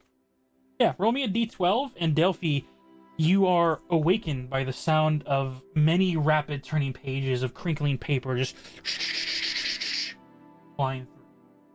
One of the 2 dice I decided to put back into the jar because I was like, I won't need a d12 today. Fuck, You 1. always- Delphi, can I note? So I very clearly see him holding my book. As you shoot up hearing the sounds of the page, you take time for your eyes to adjust to the sudden shock, and you see as the pages are flapping sporadically, forward, backward, never settling, you recognize it's your book. Delphi's gonna. I'm gonna fly over as fast as I can. And as I do, I'm gonna be like, Dorea, what are you doing? I thought I was looking at a fucking book. Don't touch my things. A little bit more, What? you rolled a nat 1. Are you serious? Yeah. Mm.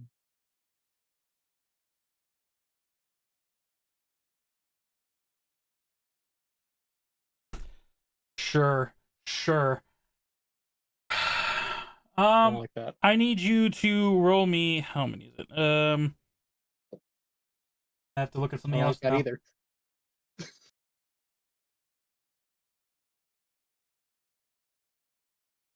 You need to roll me a d20. Okay.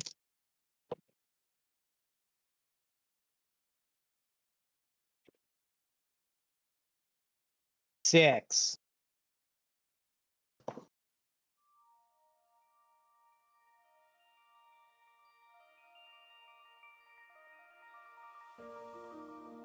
As the pages flip open and Delphi, I will give you a chance to make a dexterity check to see if you can grab onto Durant's shoulders or his hands before the book page settles. Okay, so dexterity check. Do I do like the +1 at the top, or do I do The +1 at the top. Wait. Okay, so 20 plus 1. Please, dice. And you'll get a +1 to that from Damien. Let's go. 66.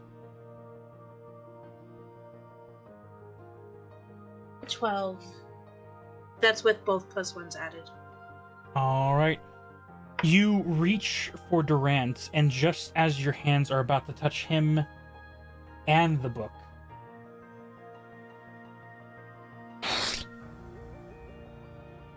he's gone. As your hands reach nothing. Goodbye, Dron. Goodbye. Durant. Okay, Have fun. This is where things are gonna get interesting.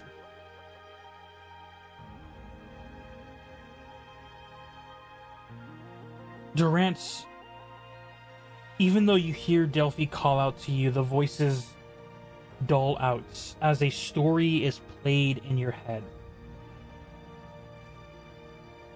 You see a journey, an individual in armor that looks similar to your own.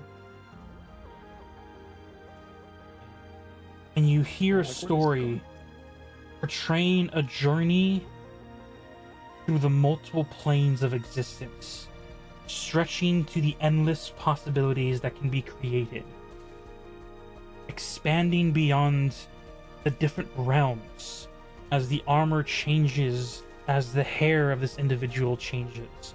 Every outcome, every possibility that could be expanding until it closes on one individual place. And as your eyes focus in, you find yourself floating in the clouds. Your armor that you would have usually adorned is no longer that of platinum and gold, but of shining radiance itself. And you look below and you notice your feet are not touching the clouds themselves. You are hovering. And you feel your back muscles constantly moving. You look over your shoulders and you see two massive, angelic wings keeping you afloat. You look down to your hands and you don't see skin, but almost like star-like ethereal movements of fingers, hands.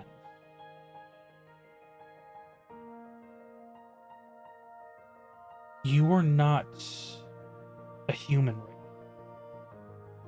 Make a religion check. God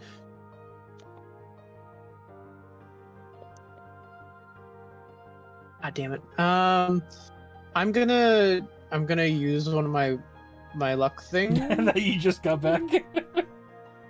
Go for it. because I'm a curious being and I will gladly use one on information. Yeah.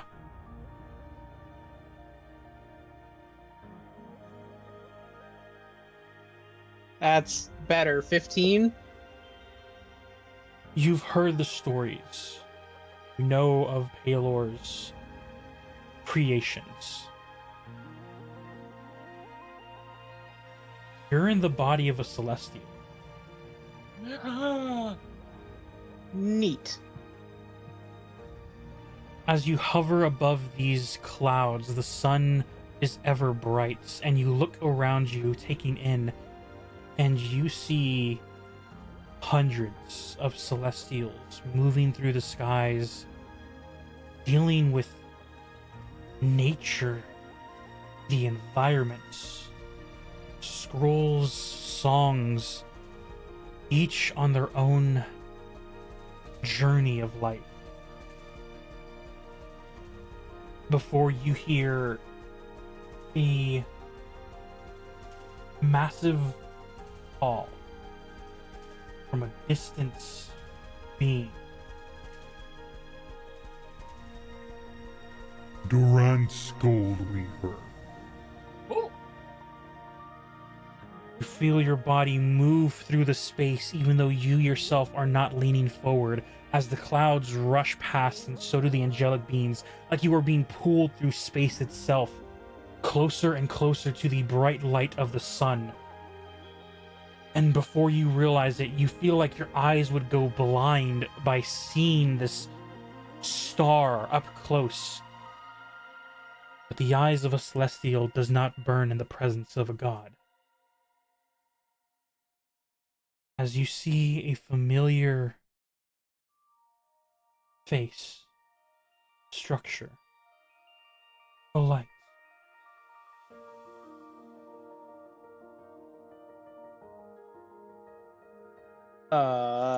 What the heck is going on? An interesting question that I had for you, my follower. What are you doing in my realm? I picked up a book, and now I'm here. And I don't know what's happening.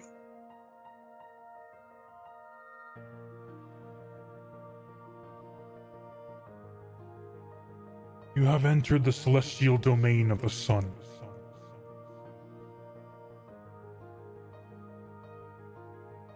Oh, well, that's cool.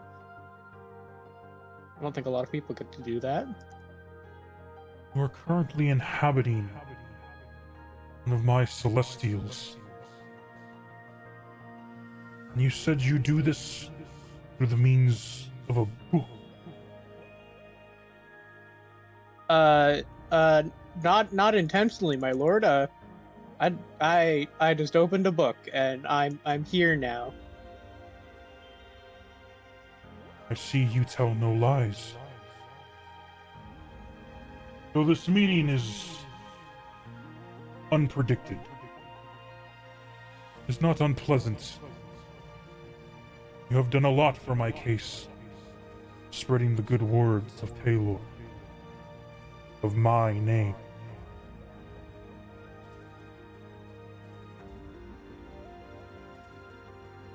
Your praise is unnecessary, but taken gracefully.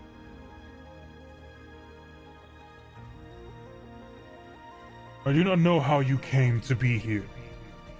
Do not fret. I shall send you back. Before you go, of achieving such a feat that not even I could predict, I shall grant you one question, and I shall answer to my capabilities. Is there anything you wish to know, child?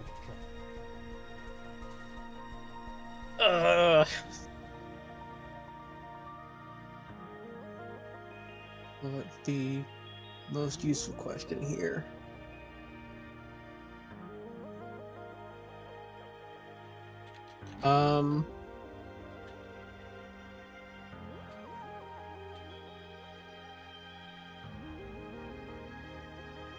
Is there a way we can save Platinum Star City from Riptide, ideally without violence?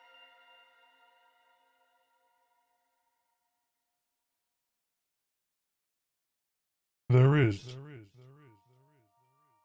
All you need to do is prove to her that just as you are now, you speak no lies. They are under the assumption that the Platinum Star had struck against one of their own. If you provide this evidence to her, War and bloodshed can be prevented further. The siren's song speaks true, and when she asks of this, for you to speak with your soul's voice, let it be known that only truth can come through the tongue in front of her presence. If no physical evidence can be protruded, the soul always speaks truth.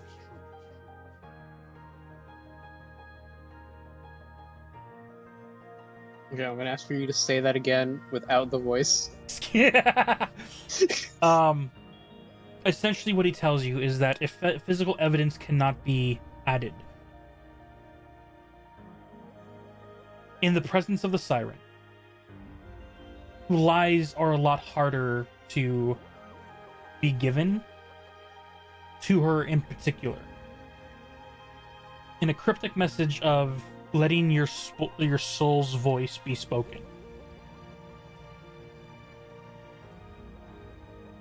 On top of that, the earlier conversation also was the fact that they are here under the pretenses that Platinum Star City attacked first. Attacked one of their own. And so to avoid bloodshed, you either need physical evidence, or you simply need to convince her with the same truth you are speaking now, which you are speaking only the truth. However, to do so, you must do it through your soul, is what he said. Okay.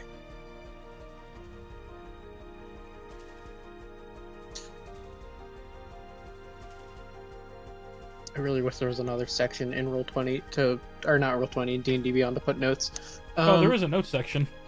No, I know there is a notes section. I want more notes section. It's running out. I want bonus notes section. Well, it's more like I want like more areas to put things. Like it's not like I'm like there's a virtually infinite amount of whatever, but like I would like there to be more categorized.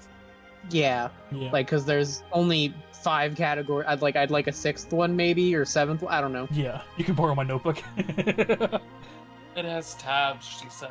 Yep. My notebook is based on sessions. Like this one. As this information is given to you, he looks down to you once again, and his hand extensing seems massive. His palm seems like it might crush you, but as it gets gently closer, it turns to a more reasonable size. Still giant. Single finger is probably the size of your head. And as it approaches,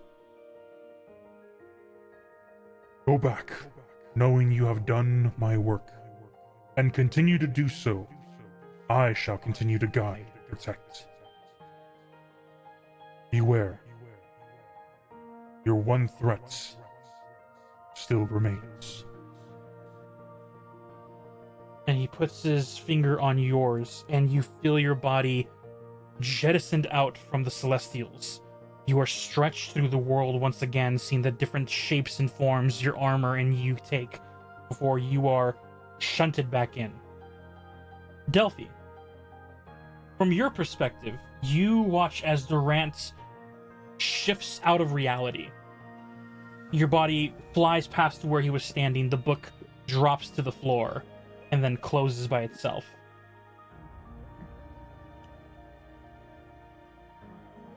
At first, there was no signs of return or response, which terrifies you. And only about 30 seconds into panic,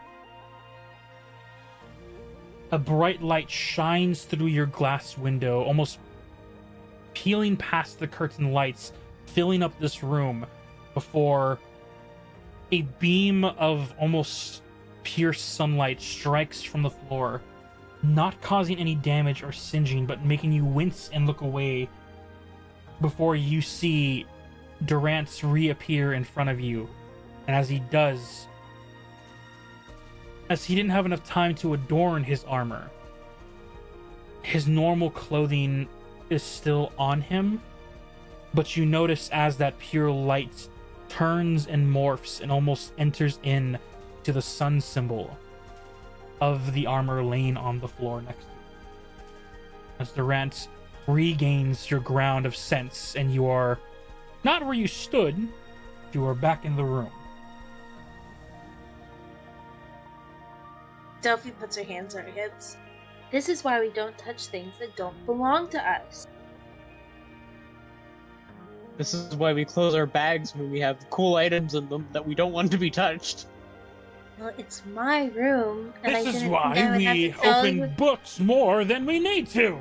Oh, As hush a third up. book, or third voice, enters the room. One you have never heard before, Durant, until just now. Delphi immediately responds, hush up. Besides, where have you been being silent on me for I don't know how long now? I have been in your bag.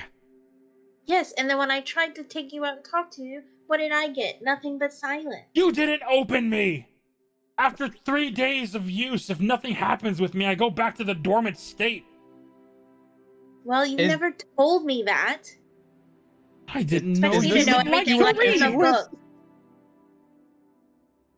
Oh, Sorry, what did you say, Durant? Is this the book you were dancing with that one night when we thought you were drunk? Yeah. I don't care if you guys think I'm crazy or drunk. I just didn't want everyone to know that I had a book with a man trapped in it. hi. So, Hi? Durant Goldweaver, you have an interesting story about you, I have to say. It's his story, not yours. Well, I might have already saw a few things, and so did he. How was the trip? Yeah, I'm still kind of processing what just happened. Yeah, a little intense on your first ride. To be fair, out of the multi-planes you could have entered, heading to the Celestial was quite a lucky hit. You know, especially being someone who, you know, is with the God of Light. I was like wondering if you're gonna hit like the Abyssal Plane, Infernal, you know, some more of the darker paths, but that would not you have got been lucky. nearly as cool.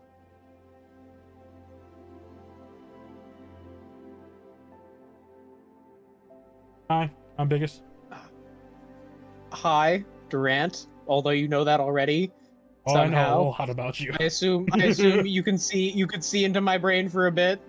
Oh no, not your brain, just your life story. Up to now. Okay. I don't see a difference, but okay. I might know some things that you don't.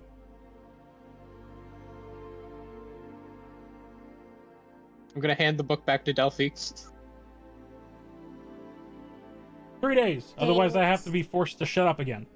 I don't like it. I was already locked in that library for years. I don't want to be in the silence more. If you don't want to use me, ask me on to someone else. You know, all works the same.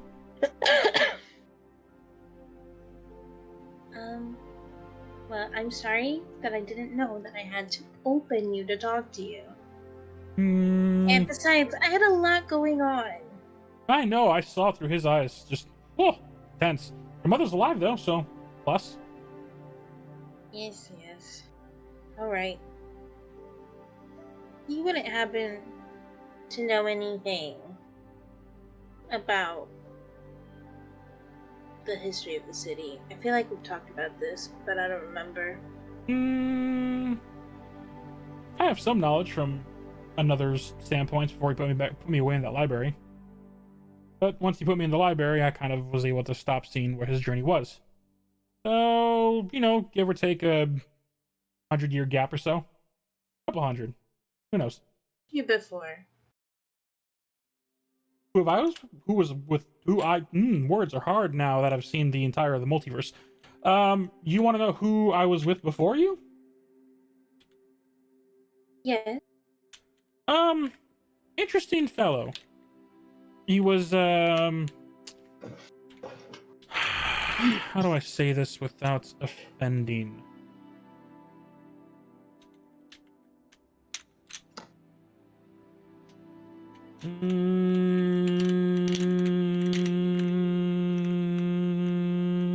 Oh my god. Just say it. He was a rat folk. A rat folk? He was a rat. Little thief, really. Stuck into the library, stole this from the ancient texts, made his way back out, used me to gain some power, stole some more things, pissed off the wrong person, hid me in the library to keep me safe, never came back to pick me up. I assume he's dead now. That sounds like a fair assumption.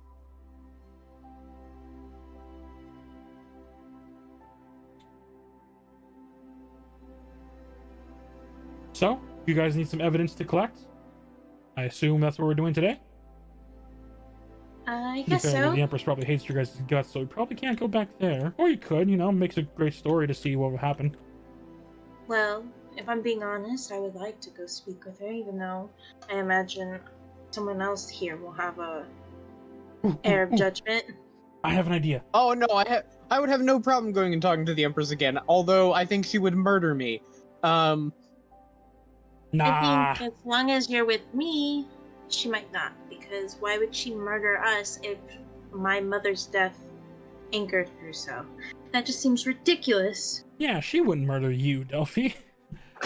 Especially with what I know. She might kill him, though. Oh, she won't kill him if I object to it.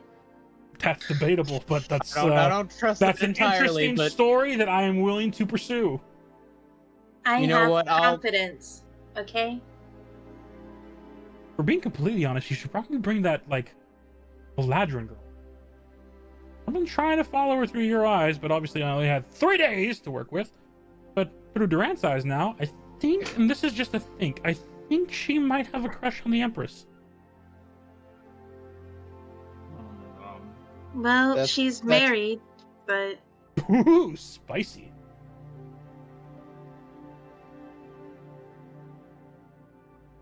alright, well, I suppose well, we should can go. certainly try. The worst that happens is death. Do you Hey, think it makes for a great Leah- story. Durant, do you think we should go get others like Leah? It might be best to go as a group anyways. Maybe she'd be less tempted to off someone. I don't think that's true. You'd probably want to leave the elven one who got on her nerves behind. Just Yes, a tidbit of we're a. not bringing Valindra. Okay, but we it seems, according to my book here, whose name I suddenly forgot. Biggest. It's fine. Big Os. Okay, thank you. Big is, not Big Os. That's another person entirely. I didn't say Biggest. that. I said biggest, dickest. Um.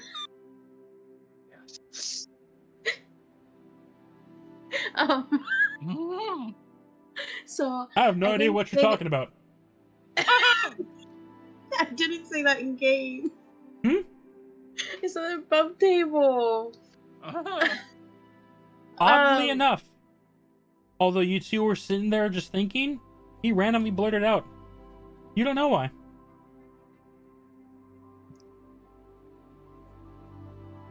Okay. Eh, So, I Do don't you think think we should bringing get- Una would be a bad idea.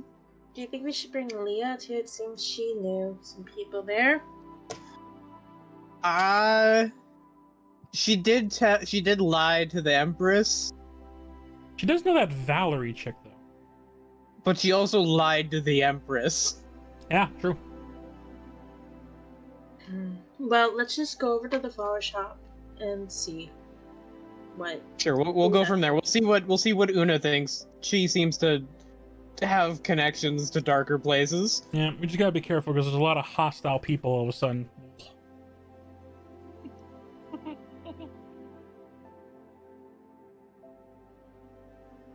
As you guys collect the book, where do you place the book this time? Do you put it back into the bag of holding, or do you keep it under the your arm?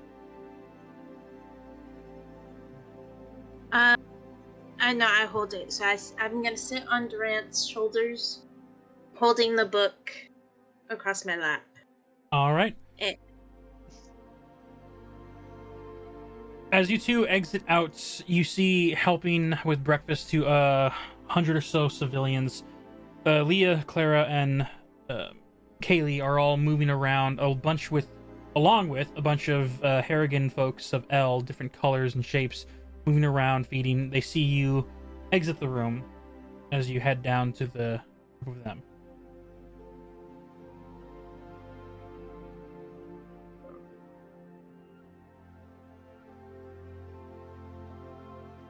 You see as Clara looks to the two of you. How did you guys sleep? I slept okay. Waking up was a different experience. I'm gonna ignore the laugh that I assume came from Biggest. It did. Okay, I'm gonna ignore the laugh that it came from Biggest.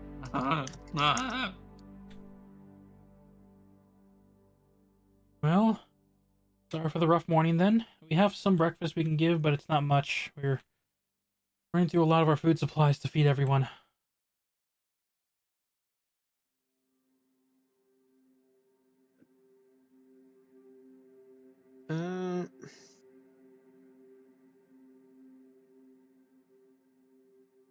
Yeah, I guess I technically need to eat something. I haven't eaten all day. Could go for some berries, some juice.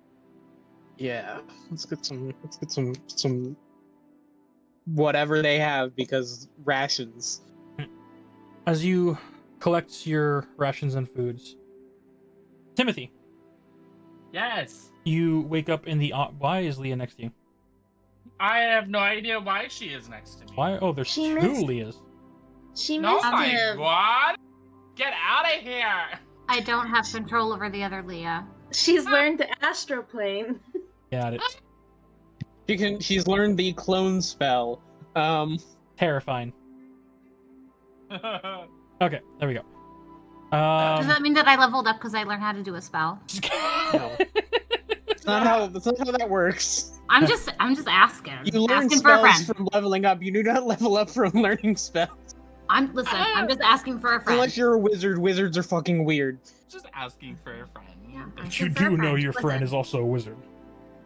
See, I'm asking for a friend. He's a wizard.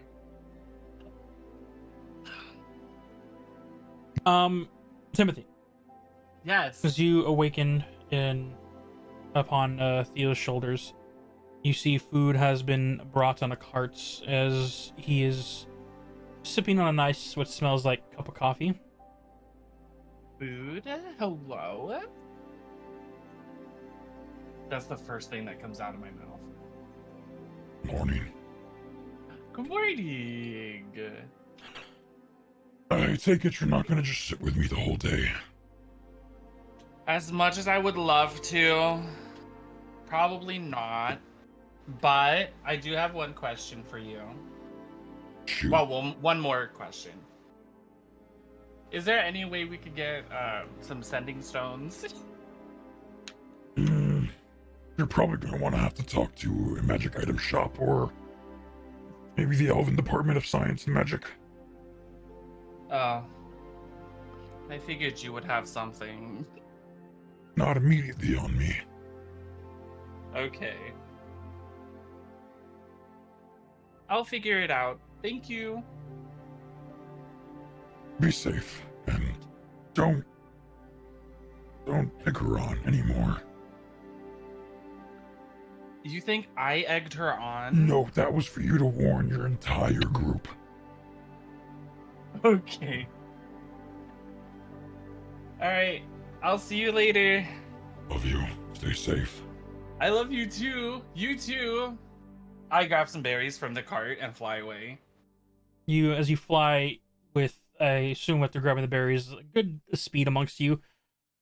Do you see as the one near the door, like quickly, like, oh, he tries to push the door open quickly as he's like making a way for you to just fly through without interruptions. You get through I just wave at him fine. goodbye. Goodbye! Seem like the casuality of him trying to wave casually and then realize you're a prince trying to bow and a weird like putting his head in his hand type motion All he hears from me is giggling. before he just closes the door. You head out to the woods with your fly speed. You'll be there in less than a couple minutes. I up that speed and just dash. A few minutes. Una, as you awaken early with Narca and you finish up the last touch to the dagger, Elian finishes the breakfast along with you all. Thank you, Elian. No problem. Gives you a kiss on the cheek. I am gonna have to keep up with the Adventures Guild, see if there's any news they need from info brokers like myself. Okay, stay safe. I definitely will try. I have the sending stone still, so keep in contact if anything goes south. You too. I will probably be here unless I get called away by the kids. There are kids now. I mean, haven't they been? You know, I can't really deny this statement, but I feel like I shouldn't accept it. Weird. Be safe. You too. She begins to head out, and through the front door, you hear the chiming of the opening and closing, or she heads for the Adventure Guild.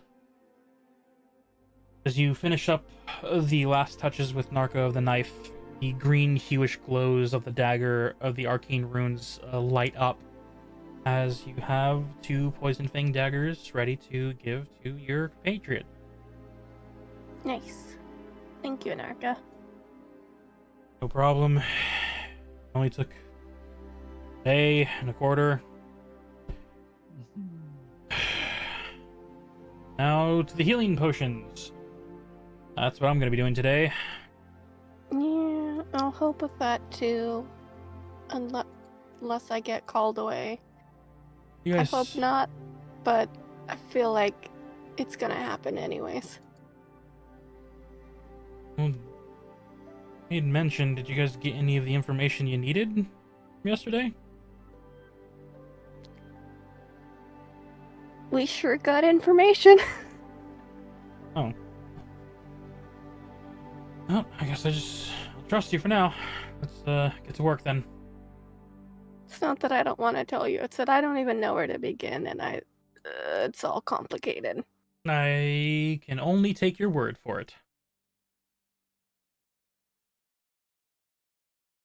As you guys begin the process of going to your alchemist room and working on making some healing potions for the front lines, maybe some for your party, go ahead. How many health potions are you going to be creating?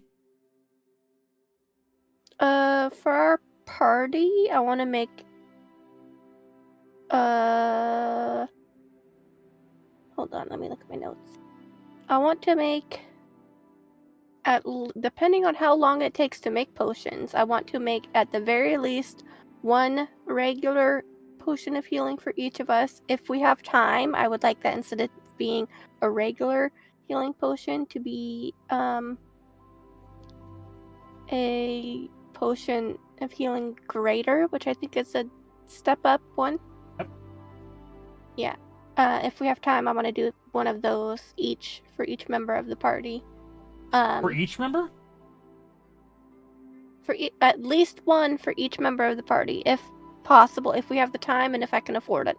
If not, then everyone gets normal potions. Greater ingredients for your greater healing potions to use your supplies would be a gold and 50 silver.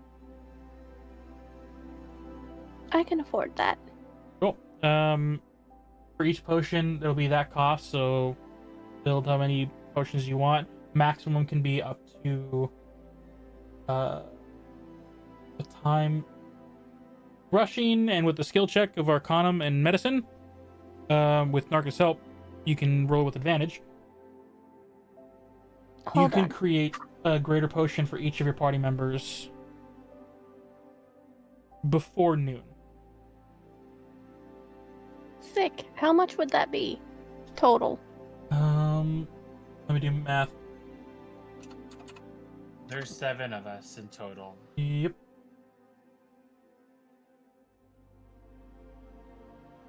And you I'm said it too was a sick to do gold and math. 50 silver? Yep.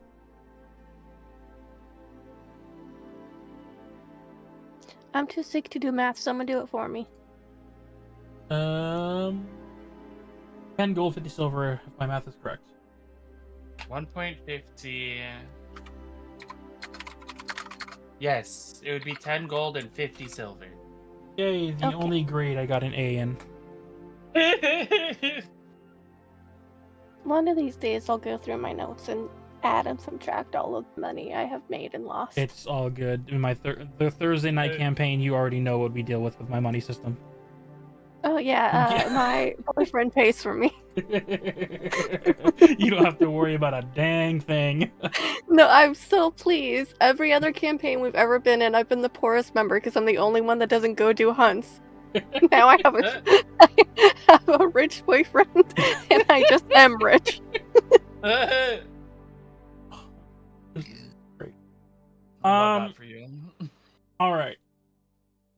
As you do that, go ahead and make me that. We'll do Arcana because these are magic potions. Arcana check with advantage. Cannot with advantage. Okay. Yes. Is that why you want the Empress another money source? No. I heard a slightly yes in there. No.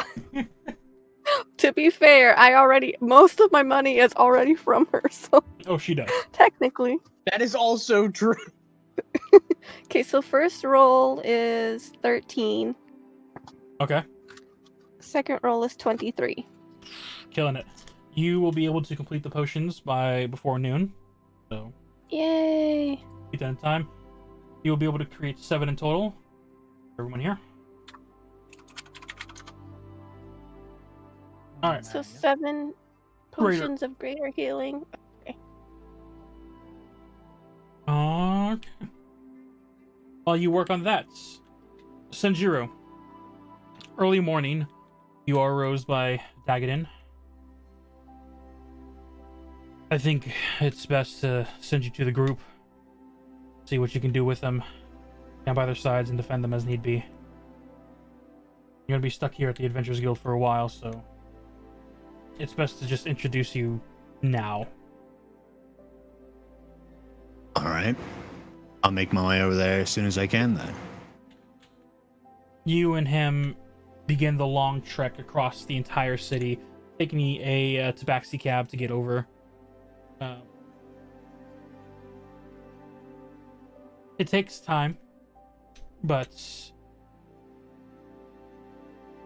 Timothy would arrive first, so he's flying over everything. Yes.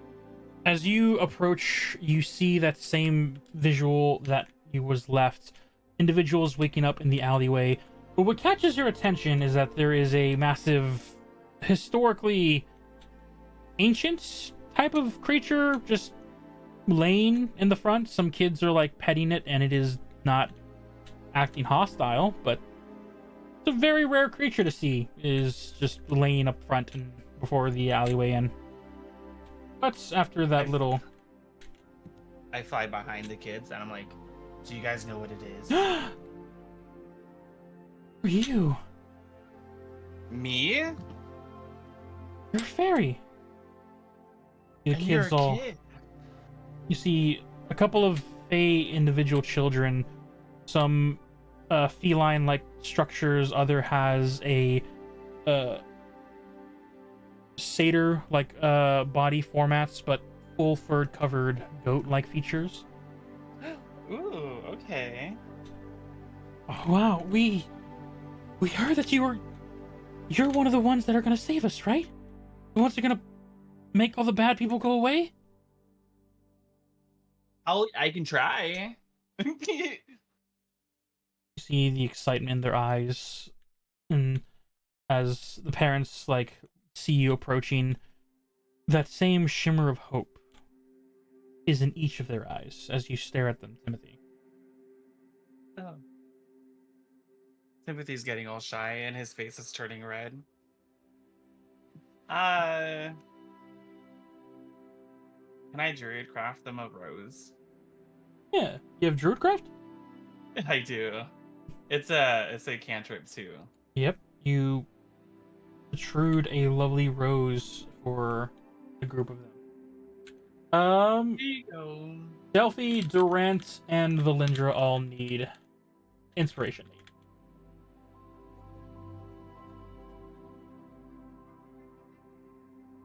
As you give them the rose, you see the children's exciting look on this magic you perform. You see the female cat fae child takes the rose and has a very pleasant, enjoyable smile of curiosity of the arcane. I'm smiling back. All right. I would love to sit and chat some more with you guys, but I have to go. You fly in towards the woods as the kids wave goodbye to you, and And I'll be waving back. as you wave back and then enter inside of the woods, you see everything moving chaotically but organized thanks to the help of Clara and Kaylee, and you see your group also there. Leah's like talking with them, but also helping with small deliveries of foods to other individuals. Good morning, you guys. Ah, the Good prince is here. morning. Who said the prince is here? You did not hear it, but both Durant and Delphi both heard the voice. Oh, okay.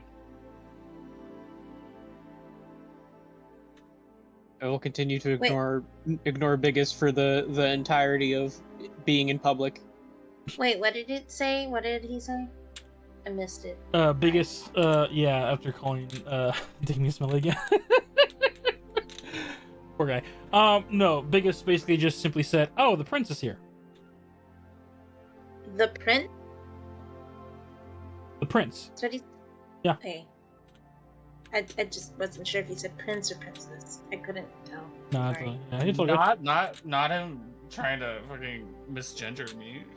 Sorry. Yeah. Hi, Timothy.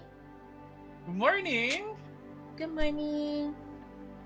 I'm gonna fly over to Clara and give her a quick good morning hug. You see, there's Make it happen. a smile. She does reciprocate. Theo says hi. How is he doing? Oh, you know how he is. I But used he's to know doing how he good. is, but you have changed him. Good way. Well, he is okay as well as he can be. You know, he doesn't like being in there, which kind of sucks. I feel bad for him. I feel bad. I didn't know until a few days ago that he could be from there, but I knew he needed to care about this place a lot, so I just didn't know how he would adjust to the castle, even though he's technically from there. I'm still getting used wrapping my head around the whole idea. He misses being here. I want to let you know that. That I definitely do believe. If you ever do want to go visit him, just tell the guards that I said that it was okay. Keep that in mind. Thank you, Timothy. Alright. Yeah. I let her go back to work. And I'll fly over to Delphi and Durant. As your group is there together, what are the plans you guys make for the day?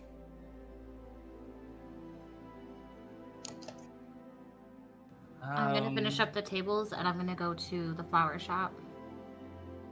Okay.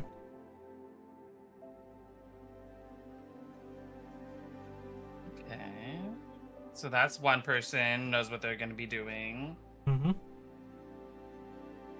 I guess I'll Well, just figure out what. We know what we're Drawing. doing already. But do you Yep, but tell Timothy them? doesn't know. Yeah.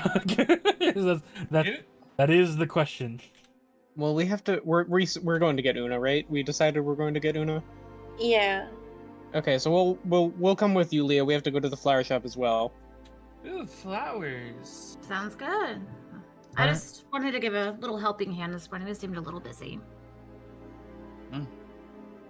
As you guys begin to move forward, it's that just ominous of seeing everyone look at you like a beacon of hope as you move through this place. And as you guys exit, heading to the front, your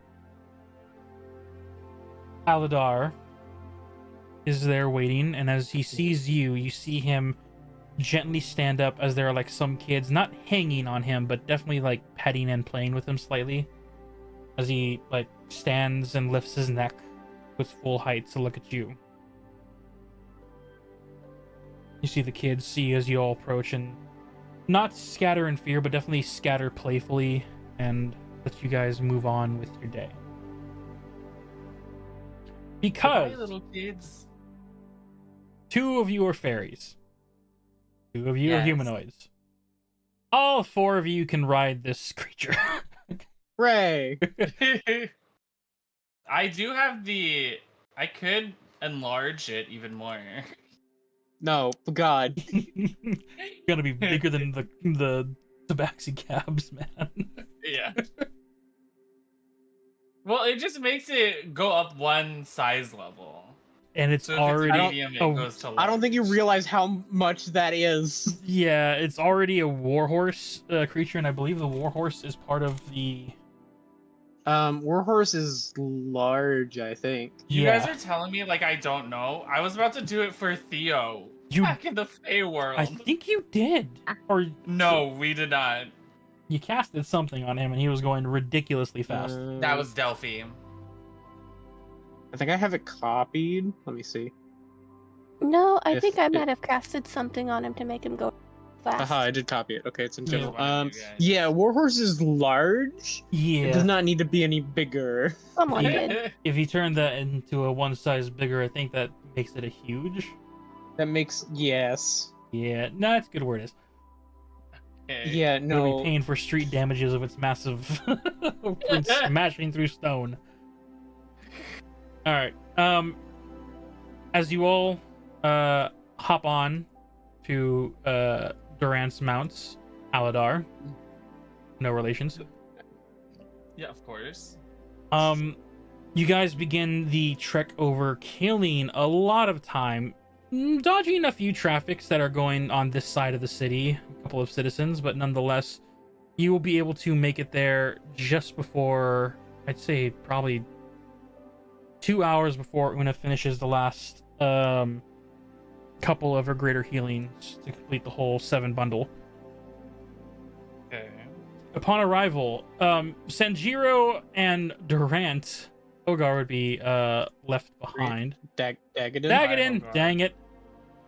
As they are walking, getting ready to head to the woods, they see a massive dinosaur-like creature is just roaming and marching forward. And as at first you guys just pass them, your eyes meet like the the Umbrella show or whatever, where it's just one car goes one way, your car goes the other, and your eyes just meet of, oh, I know that person, and it just keeps on going for a second until Wow. Dagadin sees you all. We're looking for you. Well, Goodbye. Do you stop or do you just continue on? No, we'll stop. As they approach, Dagadin looks to you all. I was gonna have Sanjiro here walk with your group and be with you because he is very knowledgeable of the outside world. If you guys are looking for more information, along with, he's just someone that can help you all. Well, we're headed over to the flower shop currently. Sanjiro, And I would offer you a ride, but we're kind of full. we'll meet you there. Okay. You continue on forward, and you'll arrive there about 15 minutes before they do on foot. But as you get there, you guys will be the first to be introduced to the front shop. Entering inside, the lovely chimes of a bell, and there's no real smell, but there's a almost vague, like, mist presence as you all enter, as you feel the arcane nature of druid crafts and medicine mixing in the air. Una, you hear the chime of your bell of your front door go off.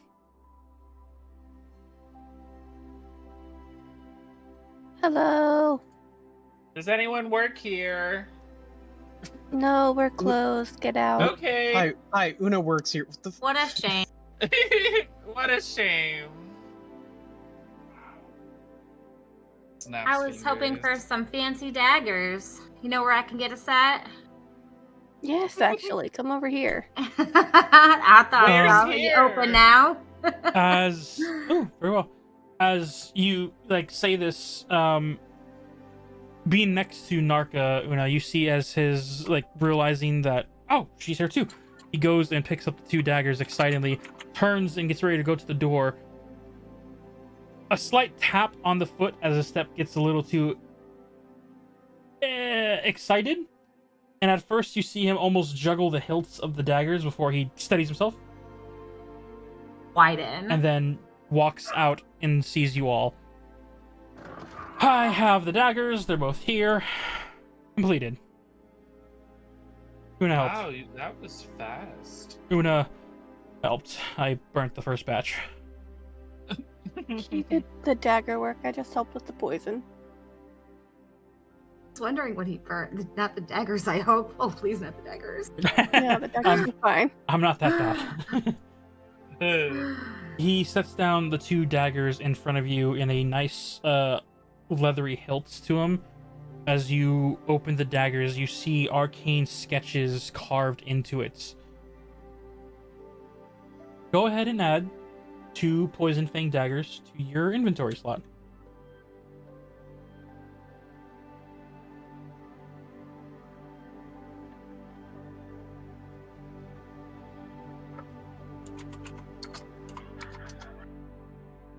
As the rest of you are there, as this transaction is going on. That reminds me. Oh. Here you guys go. And Una starts handing out the Each of you go ahead and just add potions. a greater healing potion. A greater healing potion.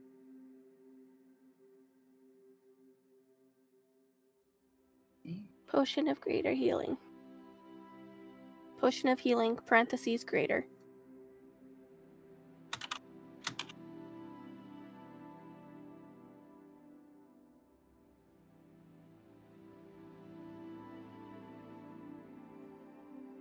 Greater. Add. All right, I got mine.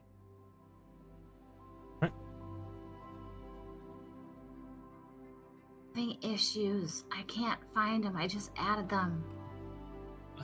Did you add it to your backpack or your equipment? Possibly my backpack. No, my equipment. Where did they go? I can't find them. Let me help out. No. There are so many characters. There it is.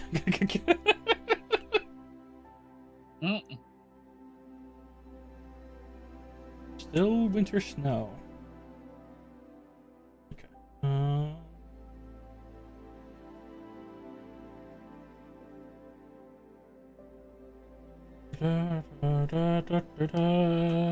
I'm typing in my computer when I should be typing somewhere else.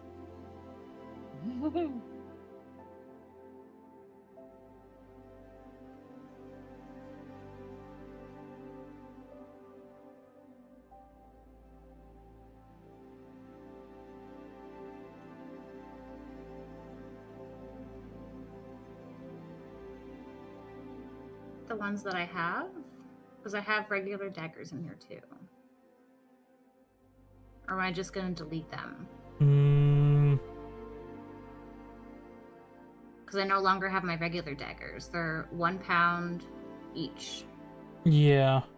Or should I hold on to them because of the stuff on them right now?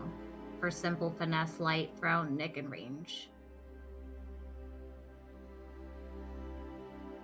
For now, until I can figure out what happened to it, because I know that's an actual item, I'm gonna go ahead and send you a specific dagger type. It is not. The type it says Medusa's Fang, but in reality, it's just Poison Fang. Instead of the petrification, it's gonna be poison. Okay. And you will have 2 of those, but you can add that to your inventory as you see fit. Just refresh your page; it should be there.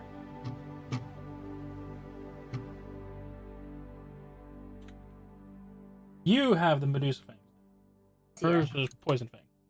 Okay, and then I'm gonna unequip my regular dagger. You have 2 of those, so you can bonus action strike as a rogue.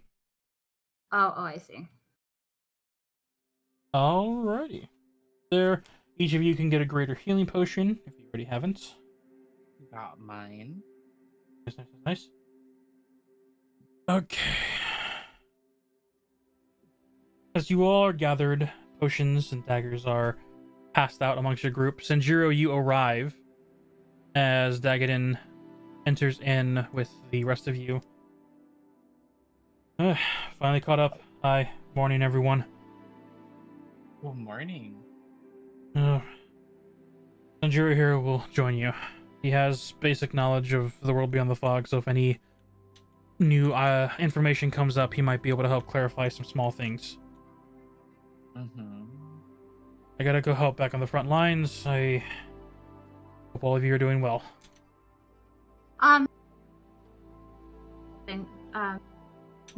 Narca? You see him pop his head out from the back. Yes! Before you leave, No, that was Dagadin who was leaving. Oh, Dagadin's leaving. Narca, can you come here for a second? Yep. Bye, Dagadin. Be safe, please.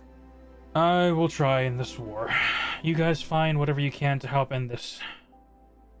Una, how much do these daggers typically go for? As I'm running my hand down them and inspecting them carefully. I think they're typically 10 gold pieces a pop. I start counting on my hands, not exactly being the brightest tool in the shed. Let's see, 10, 11, 12, 17, carry the 1. Shit. Hold on, let me try again. Are you trying to 14, pay 15. me? Hold on. I'm almost there. Give me a second. 23, 24, 25, 30. Leslie is counting like Fuck it. Narca leans into Una. Is she trying to pay me? Let's say I'm getting 25 gold each. Will you think that'll settle it? Huh? That's almost triple. What? Huh? They look beautiful. Look at them. They're gorgeous. I've never seen them shine like this before. Well, they have magic now. Well, yeah, I know, but I mean, you obviously don't know what they mean to me, but they're beautiful. They're radiating, and I know they're magical, but that's not what I mean. They're gorgeous. Is that? I mean, do you want more? I'll take. You just see Narca's like in a stun lock right now. Una will look at Narca and say, you did all the work, you decide how much they cost. Yeah, I did 75% of the work. You did the last 25%, so some of this should go to you, right? I mean, naturally, right? I mean, you're also new here. You need the money. Yeah. This way you won't have to rely on me. You can get set up. Maybe you could, maybe I could open another room in my shop and you could sell magic weapons. And flowers. We have all your needs fulfilled. I've been wanting to pursue more medical type pathing. Okay. Weapons were only a specific thing for your friend. And this gold can help you with that. Yeah. That is true. Thank you. And you see him awkwardly holds his hands out to collect the gold that you've placed. You're welcome. Scoops it all in. I'm gonna put this in my backpack. Yes. Yes. I don't have. Are there Are there banks There in are the banks city? in the city, yes, but he doesn't have one because he's never been to Platinum Star City. Narca, when we aren't at war, we will get you set up with a bank account. That would be great. Very Yeah. much so. I would do it today, but I'm not convinced that they're open right now. That's fair. City's kind of under siege. He goes over. You hear the clattering of concerned if they coins were in his open right now. backpack. As you all are here, Mm-hmm. two individuals hear a voice. So are you guys gonna discuss your guys' plan at all to the rest of the group, or like?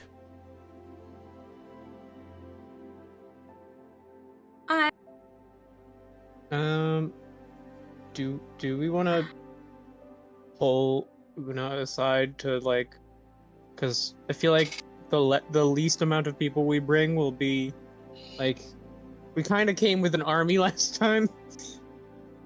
I mean, we can. Well, before we go, I kind of What? want to talk to you guys.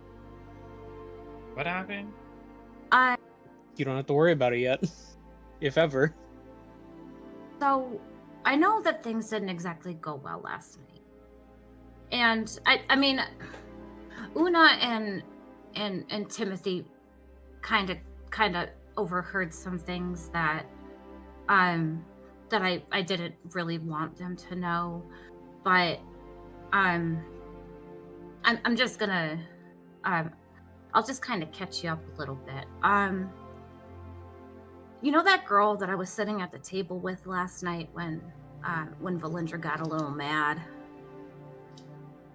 I may have been Yeah. giving her a hard time, but you know how I told you that there was a woman that recruited me? That was her. And that's the Valerie girl that I kind of used the name to get us in there so we can keep our stuff. Well, I was giving her a hard time because I mean, I did kind of do what she wanted me to do in the first place when we went to the Feywild. She wanted me to watch out for you two, like I told you, right? And to keep you safe, which I did. And then, you know, Delphi, you kind of overheard a little bit because I may have heard you whispering in my ear to lie to her, and I did. And obviously, that's not what she wanted, right? And then they kind of were mad at me, and I was a little upset last night because I needed her help, with something. And I don't know how much of this you guys heard or understood, but I'm pretty sure Una and Timothy understand by now. There's somebody I'm looking for.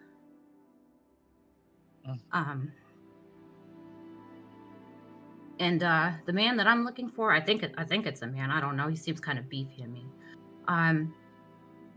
He's not a good man. He actually took away everything that I hold near and dear to my heart, and I want him dead. I'm going to be honest with you. I want this man's blood on my hands. I need to feel it. It's a thirst thing at this point. And the only person that seems to know last night was the hell was his name? Xanagar? Is that him? Xanagar is his name. Yeah. Una uneasily glances at the rest of the group who have no idea who Xanagar is. Well, Nope. well, let me And the plot thickens. let me just fill you in. He has a second name apparently, because last night as I was taking my long walk, when I waved you guys off and said I was fine, I wasn't fine. I was prepared to drink myself to sleep last night. And guess who I found on the streets of the city? But Valerie. Oh. This man has another name. The Xanagar guy anyway, the big wolfman dude that was at the Obsidian Rock. No, Wolfman guy, Shadow Wolfman guy that I almost stabbed in your shop. Yeah, him. He's also known as the Reaper. And apparently he knows exactly where this guy is. And he is not traveling alone. By the way, the Empress does not want this. She does not want Valerie to tell me anything, and she went against her better judgment last night in telling me everything. But she could tell that I was sorry that for lying to her and for lying to the Empress. And I'm telling you this because you guys can obviously sense that I am bearing my soul to you. But I don't know anything about this place, nor any of its surrounding cities. Making eye contact with Sanjiro in this moment. Sanjiro, do you know anything about the woods off to the west? Sanjiro, make a history check if you wish.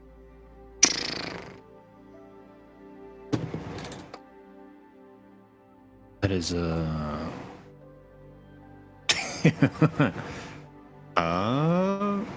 I proficient history? No. Wow. Where is history? Hold on. History there. is below Ooh. your perception. Right. See it now. I got a 4.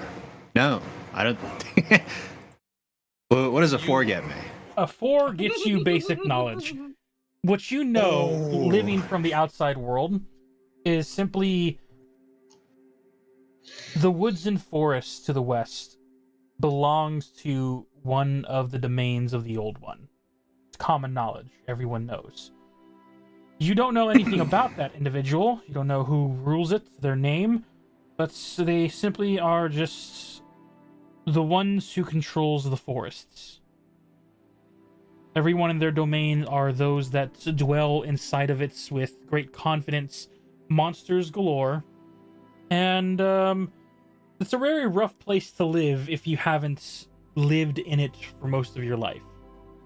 You avoided that place most of your life, so all you have is the rumors to go off of. Not an easy place to live. The forest out to the west. Nothing that most others would know about it. Not a good place, dangerous. That's all I can tell you about it. Well, that's where I want to be. That's where I'll find this man and whoever he is roaming around with. I know that we have other things to handle here, and that is also at the top of my list. But I'm just letting you know at some point, I want to find him. And the plot thickens further. It's not even I want to find him. I will find him. I will. Nice. I mean, if Xanagar speaks to me again, ever, I can try and talk to him about it, but he's pretty loyal to the Empress, so I don't know. He was watching him for her once before. I don't want him to scare him off. I don't want him to hurt him. Just keep an eye on him. To know where he is, in case he moves. Do we know if he's here now? Say that again? Do we know if he's here now? As far as the last thing that he told Valerie was that's where he was at. I don't know. No, Xanagar. Oh, I Do you don't know if he's here? I don't know. According to last night, he can come at a moment's notice for the Empress. She pretty much, I guess, summoned would be the word that you use. Summoned him last night. And like that, he was gone. So I don't know where he could be. Do you check the room? I'll check the room. Those who wish to check the room, make a perception check. None of them know except Narca. No, none of them. Leah just said a natural 20 will break anything you give me. Not on a skill check. In battle, yes. On a skill check, it becomes a whatever your plus is. What are we looking at? Perception? Perception. Natural 22. For 22 total? Okay. You also don't know what you're looking for, though. Well, Yeah. Leah did make mention that I've also seen him perfect. come out of a hiding spot, so I 26. mean, Oh, that's Okay, true. but you don't know what room he specifically would be in. She didn't say that much. Oh no, All yeah, you you're know just is that he checking your comes to my surroundings. house. Yeah, this is just you're checking your surroundings in this like lobby area where the flowers are around. You're not in her alchemy room. but or I the do back... know that he hides in shadows, though. Yeah, so... that's where you're searching with your 22. Yeah. 26. Una, 26 for Leah. Yeah, I'm rolling perception too. but if you wanted For to, anyone who wants to. if it's just Yes, those I three. do want to. Okay. Hold on, I'm rolling again because it was crooked. Hack. Cheating! Oh wow. I'm not. Hey, Mr. Nat 20. That one was Josh's Christmas gift. So if it is bugged and weighted, Blame don't Amazon. blame me. No, blame Josh. He's the one who got it for me. 24. I tried to test my dice and I just couldn't get it to float. I'm sorry. Well, that's not on you. That's. Well, they haven't. You rolled like a natural 1 with the D12, and then you rolled a 6 with the D20. It's still showing signs. But 26, 22, and 24. You scan the room, looking for signs, shifting shadows, things that most of you that are looking are familiar with, as you've seen it happen at least once. Room seems clear. I go check my office. I'll say I'll be right back, and I'll go check my office. Keeping your same role, you enter inside the office, looking around. The very glimmer of sunlight is beginning to break through the closed curtains. Doesn't seem to be any Do sign I of him. have a way of signaling to him that I want him to come by? We'll say with your years of working together, it wouldn't be a sign or signal where you can summon him instantly. You can do something like where you're hanging a specific flower or a wind chime at your window to try and see if he sees it and responds, but you have no way of just summoning him. Okay. Make sure you Okay. use your inspiration wisely. Nate's going to bed. I always use it wisely. I will hang the special Mr. Wolf flower in the window. Alright. What is this flower? Just so I can... Wolf's Bane. Nice. Feel like that would keep him away, but okay. You'd be surprised. We're buddies, it's fine. In the name, it was used against werewolves. Yeah. He's a special type, though.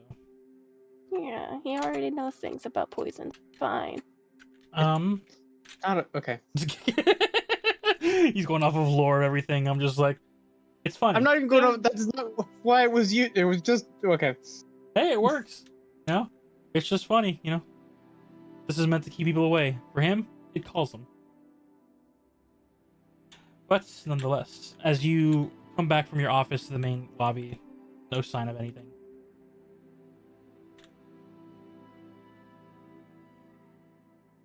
I guess that answers that question.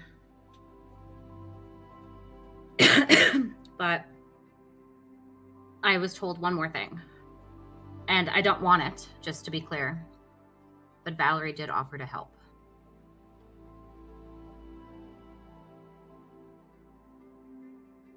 And we obviously know where to find her. Yeah, but if she is gonna help, let's not call her out where Oh. the Empress can see. Oh, of course. I'm not stupid. So you were. Or we can try with the Empress again and not bring the people that are going to cause her to murder somebody. No. Like I said, she doesn't know anything about this, and I'd like to keep it that way. I don't want to piss Valerie or the Empress off again. Well, I want to go talk to the Empress regardless. Mm-hmm. I have things I need to know. And it might not be in alignment with anything you guys want to know information with. If we're But- going to her, Theo told me to tell all of us not to rile her up. I don't No. plan That- on riling her up. That is not the goal. The goal is to ask for help with the fucking. I don't even remember what we need her for. Evidence. We need her Siren. for answers. Oh, get evidence to help convince the siren that we didn't attack first. Mm-hmm. Thing. I have amends to make. I need to apologize to her, so I have no want to piss her off today. Una, you seem to have more connections to the Empress than we do. Would that piss her off if Leah came with us? Can I roll? What would I roll? Make an intelligence check. Oh. Oh no, this is more of wisdom. This is pattern recognition. This would be wisdom. Advantage because she knows her so well now. No. Nah. Yeah. You said a wisdom shot. check? Wisdom check. 19. Yeah, you I didn't like need these that dice. These dice are nicer to me than the D&D Beyond dice. I'm glad. Well, to be fair, Wait, can I give her a so she gets 20? You could. It only costs 2. Yeah. Look at that, nat 20, bitch. Dirty 20. What? But yes. She gives What you a is plus it? 1 Dirty skill check. 20 now. Oh, thank you. I have a dirty 20 now. Yep. how many times has that been redeemed for Umbra though? I Before got it or one after time. the long rest? Oh, the long rest would have. Yeah, reset. Does that only get rid of one level of exhaustion? It only gives one level, yes. Weren't you at? She's at one Umbra, level were of you- exhaustion right now. I have one. Okay. Wait, is it using exhaustion points? No. If other If people you take it for stack me? if you stack 3 before a short or long rest, then that does stack. Which is why they need to ask. They should ask Oh. you for things, but Yeah, people are just giving it. Oh, can I? no, Oh. yeah, And that's then what I was telling keeping. us who I was keeping track, and then if random people just start doing it, I would then ask the player, "Do you accept it?" If not, then it'll just be on the hovering of whoever wants to use it. Yeah. Okay. And the last time that happened, it was Desperations were high. Or, yeah. what? No. Like was yesterday was helping before Biggest popped up. So Yeah, it was before the long it was rest. before, yeah. yeah. So it's good. Never mind. I keep track. I'm a good DM. I'm glad you guys did, because I forgot about the exhaustion. The 3 stacks. Yeah, if you stack 3 of them, then you get 1 point of exhaustion. Pushing the limits. And if she gets even more, It just keeps on stacking. Yeah. But Yeah. desperations Exhaustion for is later. very dangerous. For now, with your dirty 20, she has always been a reasonable woman. She is more about her strategic placements and timing, especially when it comes to introducing herself to others. The only thing that's transpired yesterday that threw her off was that her true form was revealed to everyone. And that upset her, and that was the tipping tower of the domino effect that took place after, from the lying to then forward. You wouldn't believe she would just outright kill her if you guys don't have a way to make amends upon instantly meeting her. She is someone who cherishes prizes for favor, in a sense. To describe that, basically, you provide her with the prize of poisons, she gives you protection, or gave you an alien protection. So she's you give, then you receive.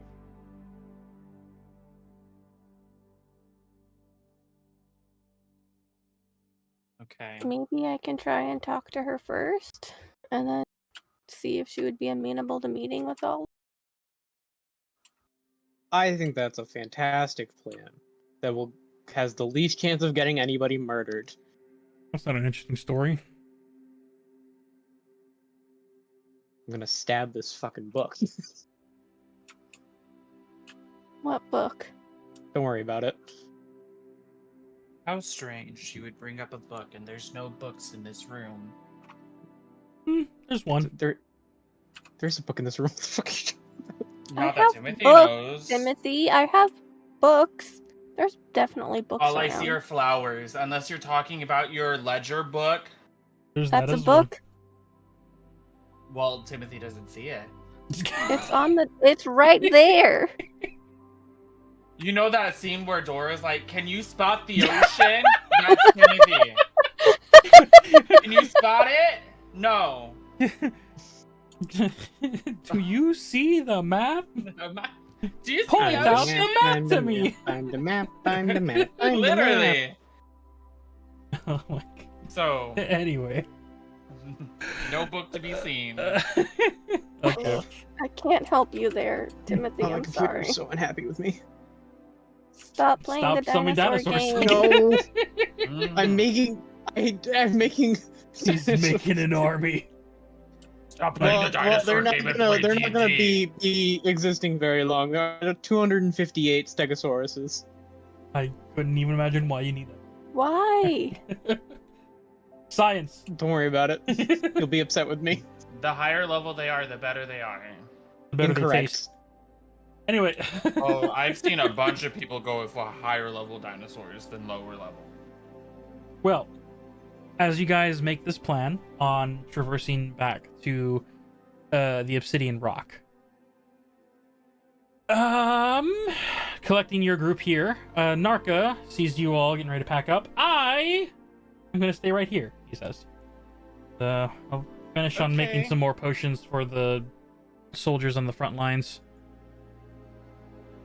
Question for you, Narka, before I head out. Mm-hmm. These daggers, Yes. tell me, exactly how do they work? Like, if I was to, I don't know, graze it across, hypothetically, someone's throat. You put the pointy end I into know, the but fleshy end, would they be... and they have a chance of having poison enter their body. Would it be enough to... Would they still be able to talk to me? Well, if you slit their throat like you just said, No. then And I'm gonna use my finger to show him. Like, just enough to... Are you like, you run the blade through your just- finger? No. Oh. Just like I like you're making me to nervous now. scare, like to scare someone. Oh, it's Like I'm going to do it, but not yet. it's sharp. I just finished polishing it and sharpening it and then carving into it. A single slice will still sleep the poison in. So just don't play with it. I'm just wondering how much pressure before it inflicts any sort of damage. Can you I think Yes. Can the you- moment can you you set poke the- somebody with I it. think the dagger on the table?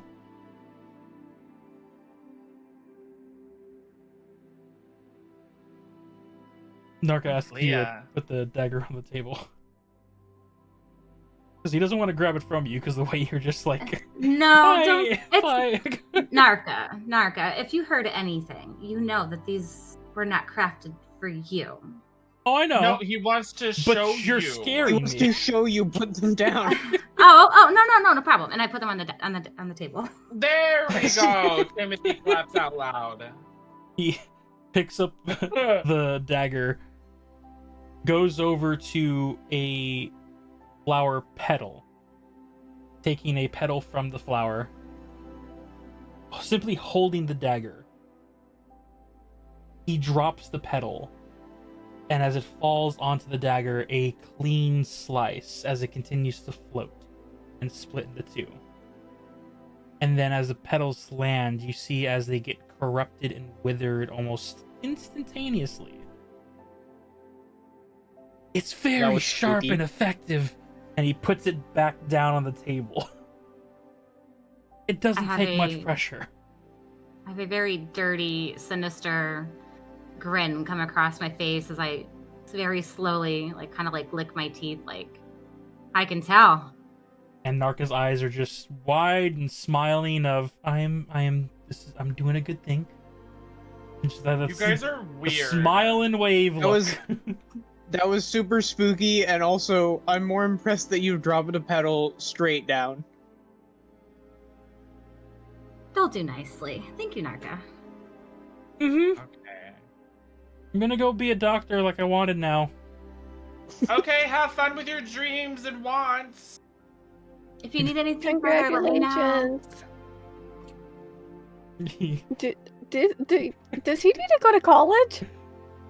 Do I have to studying start for- paying tuition now? He knows how to do all the stuff already. It's just what he wants to do now. Okay. Have fun. Don't die. If you need help, I might have some. If it I might was have a big man who will be able to help you find a spot to set up shop at. just pulling the king He's- card, I okay. have extra room. Hey, I have if extra you're- room. You guys, stop trying to steal my brother. I think if he wants to become a doctor, he's going to need more than a small bedroom size room. Just Okay. saying. First of all, we can relocate. Second of all, he can have a gift shop in his hospital, okay? With my flowers. You're just trying to make more money off of him. Are you guys having this conversation in gave front of him or I- on the walk to the obsidian rock? I would like to say we'll probably most likely be in front of him, but as Okay. we're walking out the door, It started in It's- front it of him started and in front of him. continued on the way out. Okay, he's hearing the first part of the conversation of, oh, you're gonna get the king to give me a building. Nope, she wants to keep me here to have a gift shop in my clinic. Okay, money's involved. And then- Yeah. That's then not here true. Timothy knows he needs more room. That's not what I'm hearing. As you guys, That's not what I said. it's not what you said. It's If what I they just said. wanted money from him, I would have took half of what Leah gave him. I didn't take any. You're playing the long con. No, I'm not. I'm not that. You guys, I learned morals, okay? I learned. You've I learned morals, I morals. I, for some reason, do not believe you, Miss. I sell poison to the underworld. Listen. That arrangement started long ago, okay? It doesn't make it better. I've grown as a person. You can ask Elian. Right. No, I'm just kidding. Yes, because your partner is the most reliable person to ask when it comes to you. Hey! She's been teaching me. You guys have a conversation roaming through the streets, heading down. Are you riding or are you just walking along with Oh your God, horse? no! I'm just gonna. He's just gonna walk behind us. Yep. You all move forward and head to the lower spire districts once again.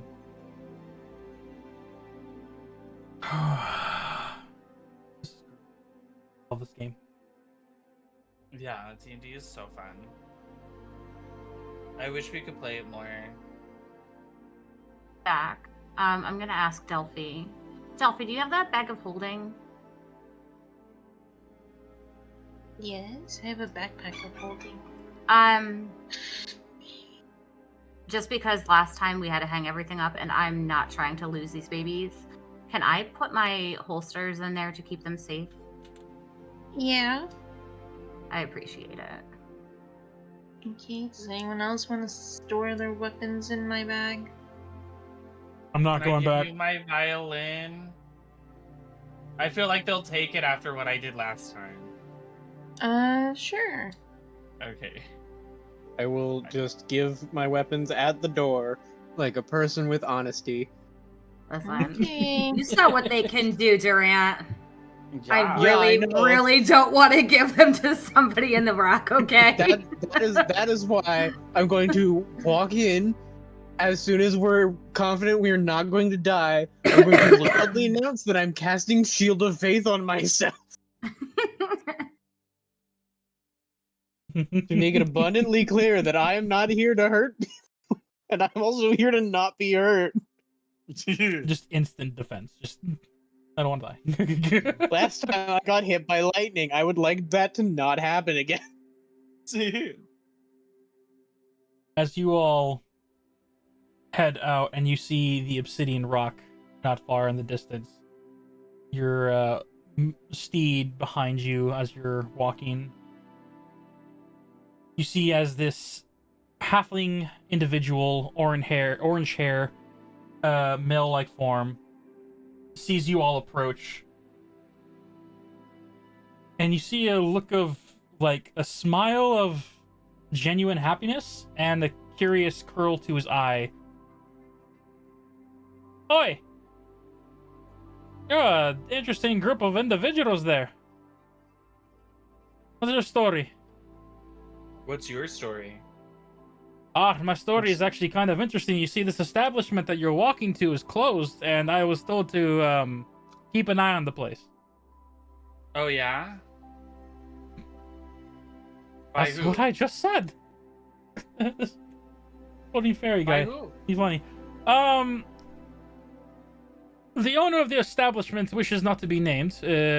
She, however, is what did she tell me? Oh yeah, she told me nothing. Just that no one is supposed to come in. Well, If your visit is so important, I can go inside and ask if she wants to speak with you all.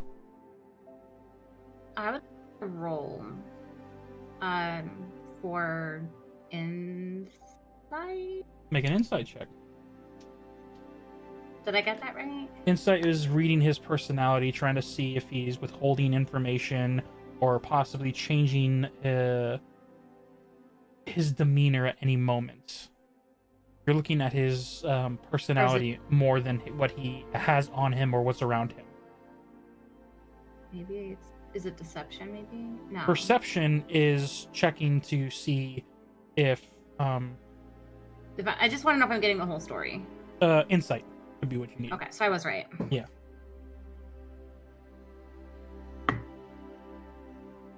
Uh, 21. Cool. Wait, no, 23, because I'm proficient. All right. You look at him. He's not lying. But you instantly know he's not telling the whole truth.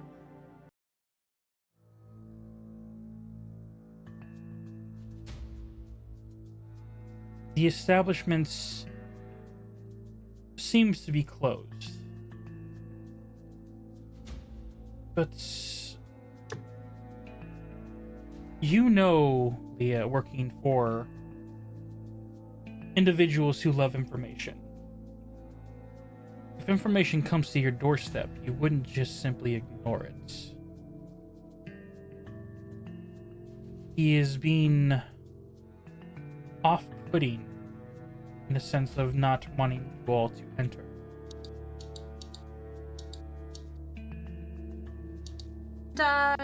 Who did you say your boss is?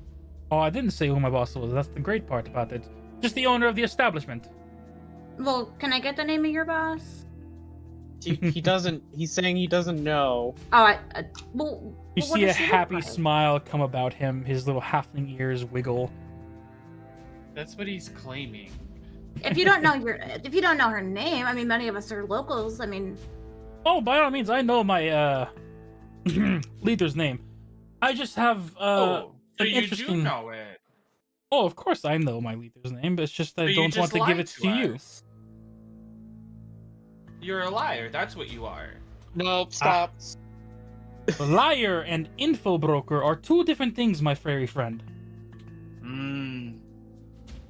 This is what I wanted to avoid. Nobody's starting a fight, Please. though. Please don't call info brokers liars. yeah. I mean, Okay. Timothy. I mean, after everything, come on.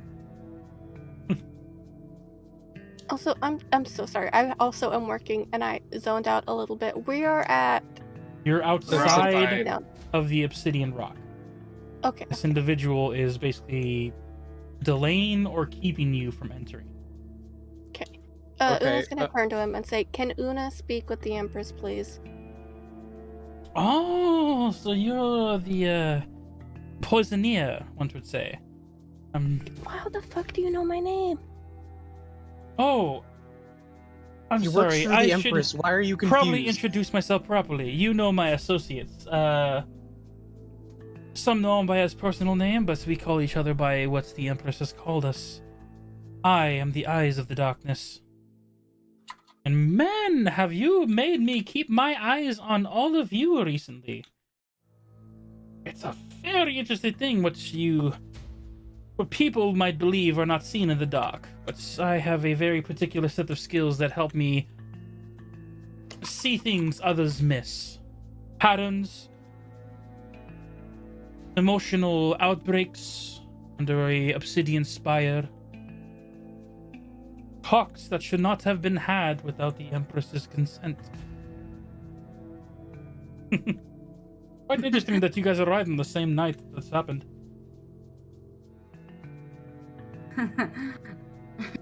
that you aren't aware that I was also then recruited by your boss. Oh, no. Not too long ago. You were recruited by Valerie off of a, as she says, gut feeling. Who is also then employed by your boss. Oh, she is. Yes. But she did not have the authority at the time. Did she not ask Valerie Yes. to find eyes for I her? am the eyes of the darkness. Valerie That might be- trusted you off of a Mhm. whim. And was she not um, right? Was she not right though? Oh, whether she's right or wrong is not the point. It's the point of stepping no. up over her bounds is what has caught my interest. Were you watching me? Watching you? Yes, I'm gonna be very subtle with you. Were you watching me then? If you had eyes everywhere, and if you were aware of what I was tasked to do, did I do it? You did. But Exactly. my eyes of darkness only stretches to the city. Things that happen to the Feywild are the rumors that have been spreading around so sporadically, like the Queen dying, but then not dying, and then you coming around here, sneaking out with, how do you say, emotional heartbreak that Valley connected to. Dare you not speak of any of that, for you do not know what I have been through. Alas, but I do. You do not. You were not there that night. You don't know. But I saw everything that transpired. Can I go inside? Both of you. Yes, we would like Una to speak with your employer to see if she is willing to grant us an audience. Sunset of a question. Does anyone here speak Halfling? No. I do. I think it's Gnomish. Or I speak Dwarvish, Common, Elvish, Halfling, and Thieves' Halfling. Cant. Yep. So you speak Halfling. You hear him whisper under his breath. The new up-and-coming runner gets to do whatever she pleases. And who is he speaking about? He seems to have said this after Durant made the mention of Una wishing to speak to the Empress. What did you say? The new up-and-coming runner seems to get to do whatever she wants. But I understood. And I didn't. Okay. I want to know who the runner is. You. He's referring to you. But you also don't know what he said. Right, Unless- but is it me or is it you? Because No, it's I you. don't think He's I'm a runner. He's talking He's- about you. He's talking about you, Yes. Una. He has Don't made worry- mention don't worry about it right now. immediately how you are the poisoneer. Yeah, a poisoneer, not a runner, unless I don't understand what a runner is. He I'm meant gonna. he meant it more in a way of you're a new candidate. You're a new runner-up. A new individual to join. Oh. Okay. And as you know Xanagar's old name to be Reaper, this man are the eyes. Inclinations of poisoneer, if someone tells you what he just said, might seem to be more than just a snide comment. Y'all, I'm about to lose all the morals I just learned. With a persuasion check of a nat 20 plus 3, I'm going to comment back. So then you agree. In what Una language? in Halfling. Hmm. So then you agree. Una should go talk to the Empress. In Halfling. So this is now a one-on-one conversation that none of you Yes. are not picking up on, unless someone of you else speaks Halfling. Well, I imagine that we would have heard Una. Una doesn't speak Halfling. She doesn't know what. No, she... I know. We would have understood the word. Oh, Una. the word Una. Yes. Oh, when she said, okay. Yeah, when she said your name again. He turns to you, Leah. A member of many tricks and many languages. Smart. It helps you keep conversations open.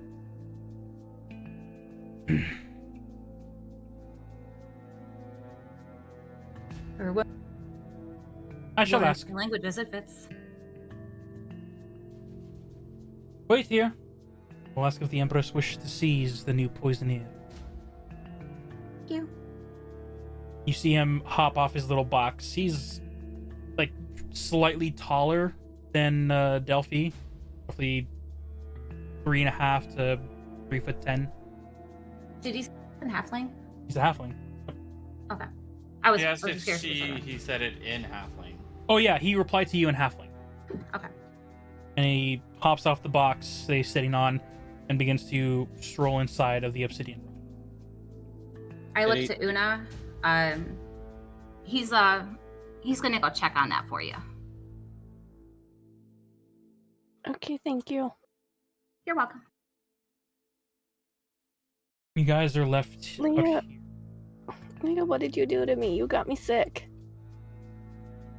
What do you mean? I've never been sick before. I was sick in the Feywild. Like, it was And so now long I'm ago. sick. What do you have? It was like, 2 days ago. what is wrong with you? Like, is oh wait, Everything. Una. Hold on.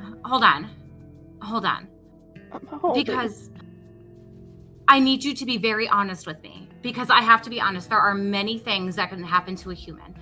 What are your symptoms? A cough. My lungs hurt. Oh I'm no. sneezing. You're what? I'm sneezing. You're sneezing? Oh no. Can I roll insight? Make an insight check. Leah, feel free to make Wait. a persuasion or deception depending on whether you're telling the truth or lying.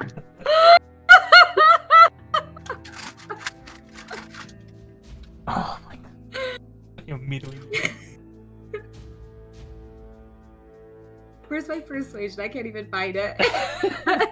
I have a nat 20. Oh my god. Plus I got a 12. You rolled, I think, 3 nat 20s. No, I she think only you need rolled to get your 2. dice. She rolled 2. Timothy rolled the last nat 20. Okay. But yeah, it's just nonetheless, you see a concern wash over Leah's face, Una. This might be a sickness you've never dealt with or heard of before, one that you were not trained to resist, which leaves you to question what's gonna happen, what takes over. Is it lethal? Is it not? Like, you have nothing but questions flooding your mind now. What the fuck did you do to me? Una, the next question is, it's very, very serious. I need you to tell me. Have your nose, has it been leaking any sort of liquid? Yeah. Okay. Don't freak out or anything, because it's one of two things, okay? And like, don't worry, but it's either going to be a lethal thing or it's fine. It's fine. It's curable. It all depends on the next question, and I need you to really, really think about it, okay? What color was the liquid? Clear? Oh, thank God. Oh my God, thank God. Can I roll insight again? Unfortunately not. Bullshit. She is convinced that this is lethal, but luckily, for whatever reason, clear liquid, not lethal. Una. Yeah. I'm just fucking with you. You have a cold.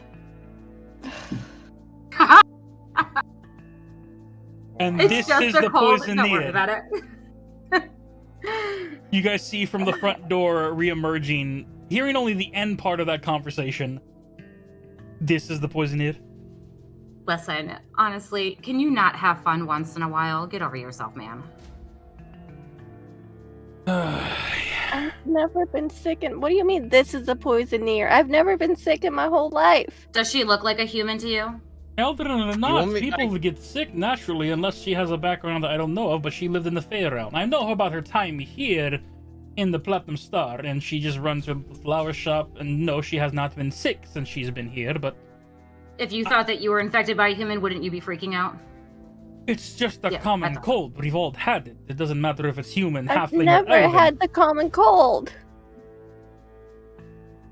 How? I was raised better than that. The This is Empress, Respectable. the Empress That's will not- see the poisoneer. Send it in, Jesus. Thank you, sir. Thank you. Jesus.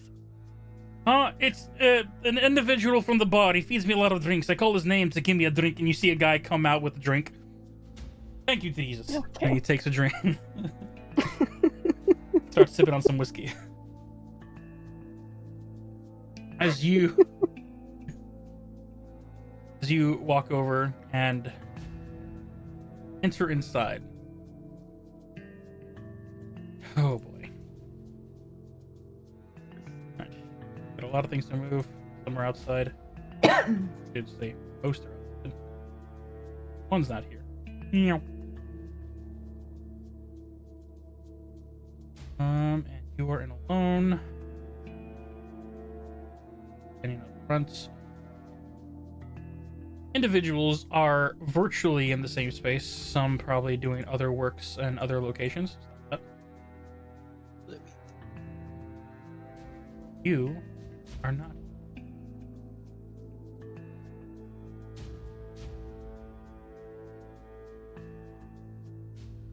As you enter inside, once again,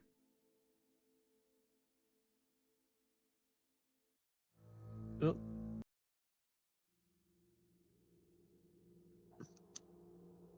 there is silence.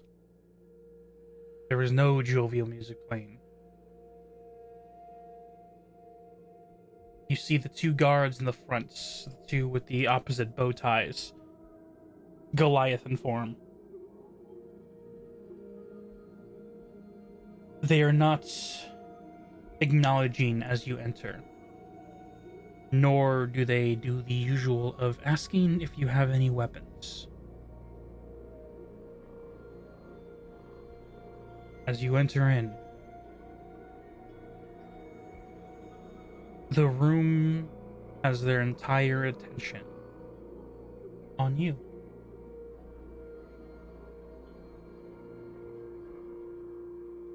Una kind of glances around and then look, I guess, forward. Do I see the Empress anywhere?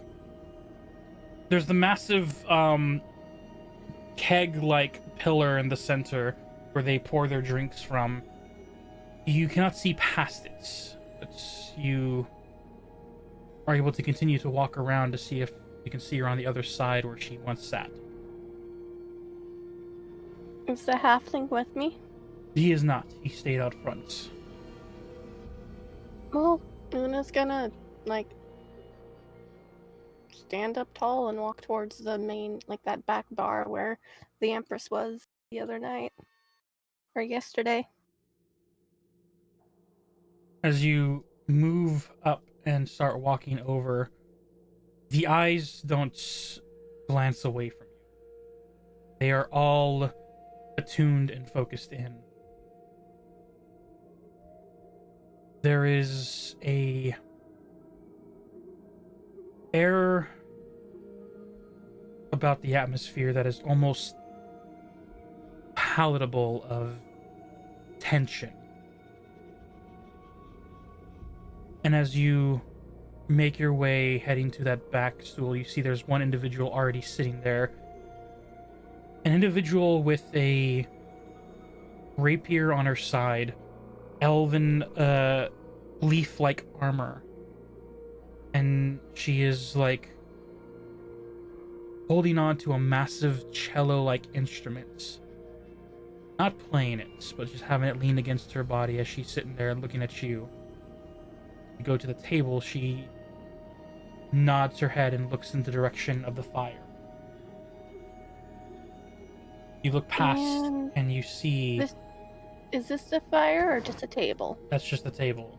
This is the fire where you see individuals sitting... Here? Yes. Okay.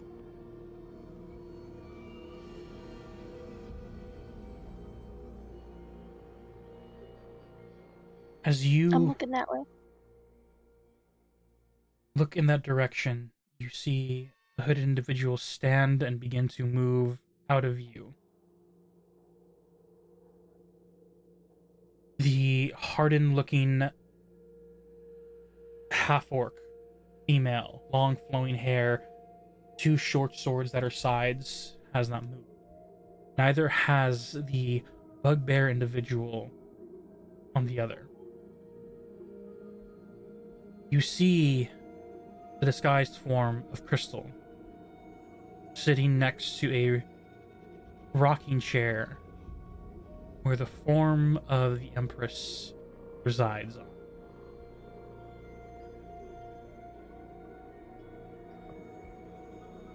Do you approach? Yeah. As you step within,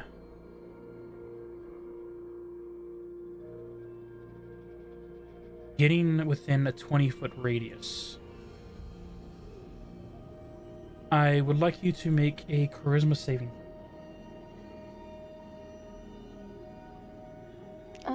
Okay.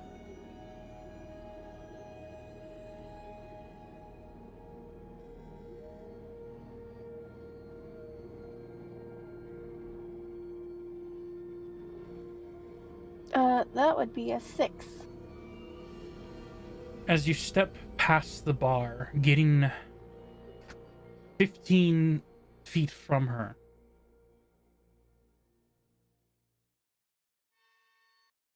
you almost feel as if you have stopped breathing.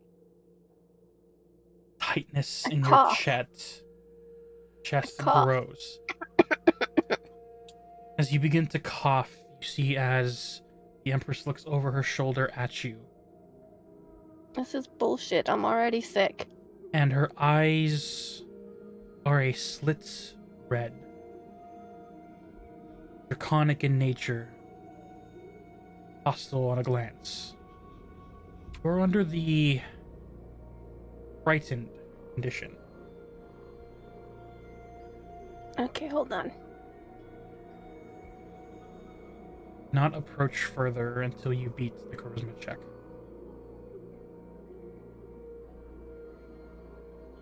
Can I say hello?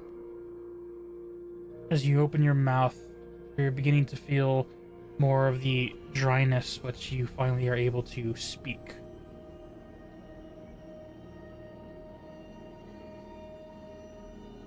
Is there something I can help you with? Bold little one. Well, I'd love to have a conversation.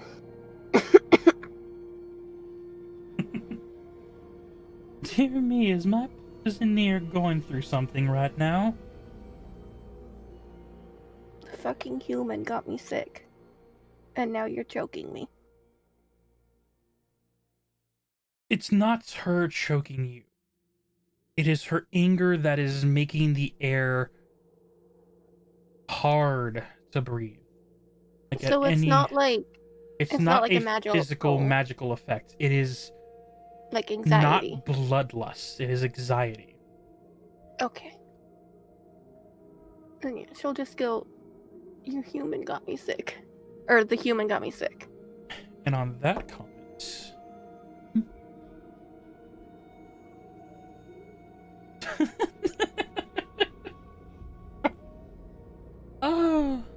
dear, I'm so sorry.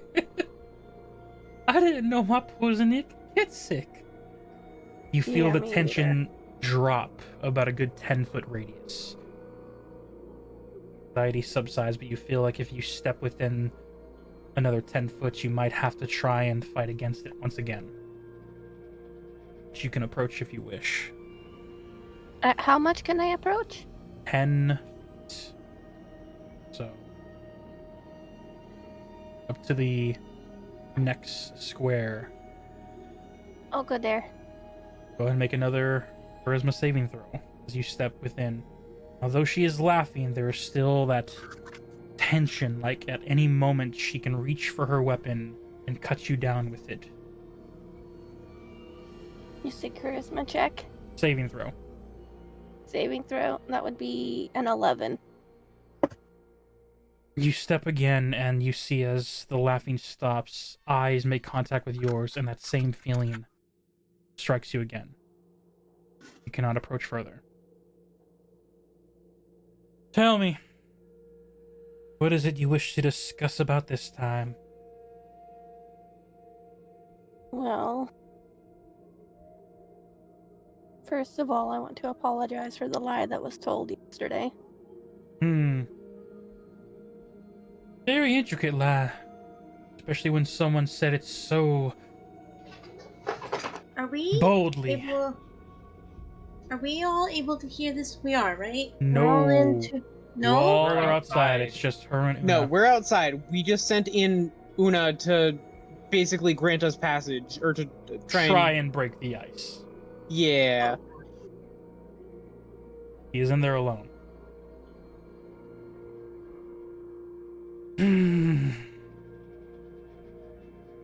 That was a bold play.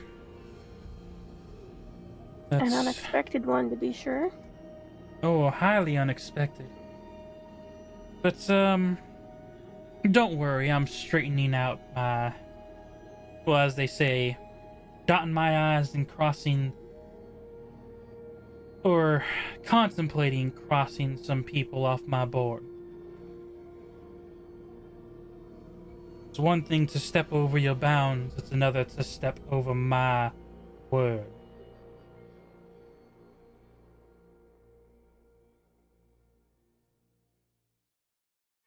And yet here you are.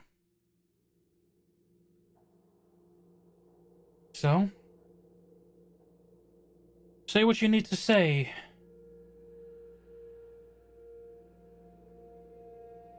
Well,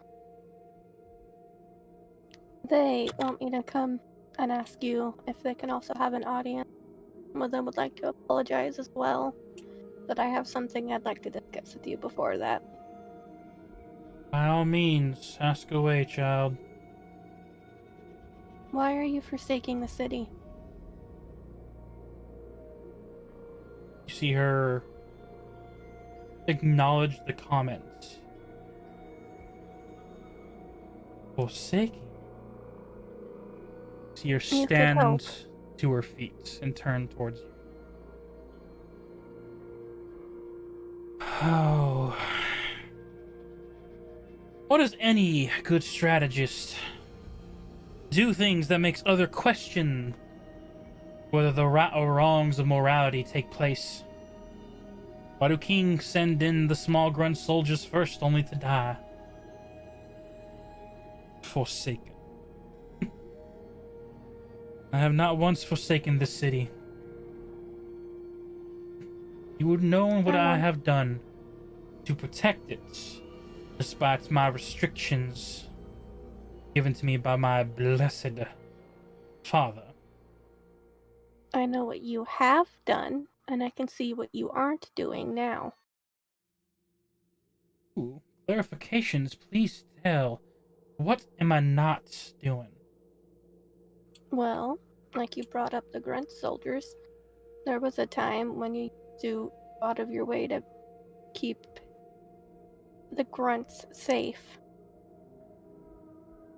I know where my poisons went. I can recognize the symptoms, even if you did warp them.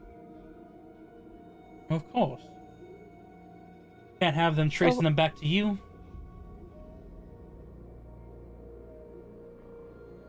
So I know how you've used them in the past, and yet now we have a ton of grunts dying.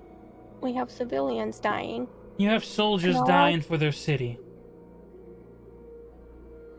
Are the civilians not hurt? Have you not seen the woods lately? How many people have been chased out of their home? I have not seen the woods since I was... oh, so young.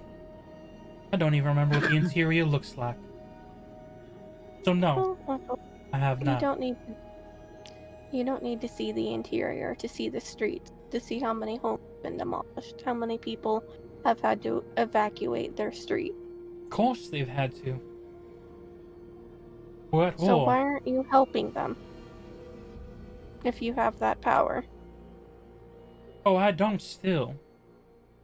You have to realize, King Theoden is on the throne. He's the one responsible for keeping the people safe. Now that he can no longer ignore those the birthrights, the power that his brother could not proclaim. The radiance of an old fool. Una kind of sighs and she goes, "Look, I didn't come here to waste time going back and forth with this. They want to come in and apologize. What we want is for assistance in providing evidence to the Siren or to Riptide that we didn't attack first." Riptide. You guys have been gathering information. How cute.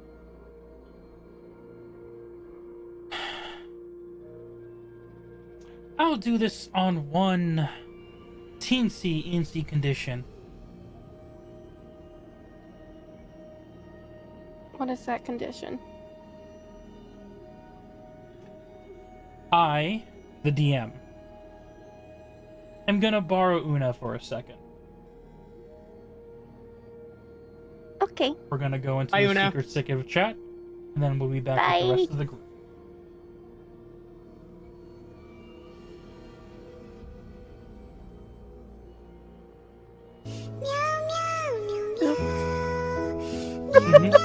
Forgot about that. That's gonna be playing on the stream. That's fair. That's fine.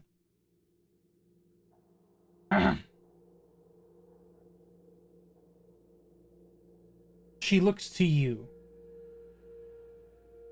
and then points to the door on your right.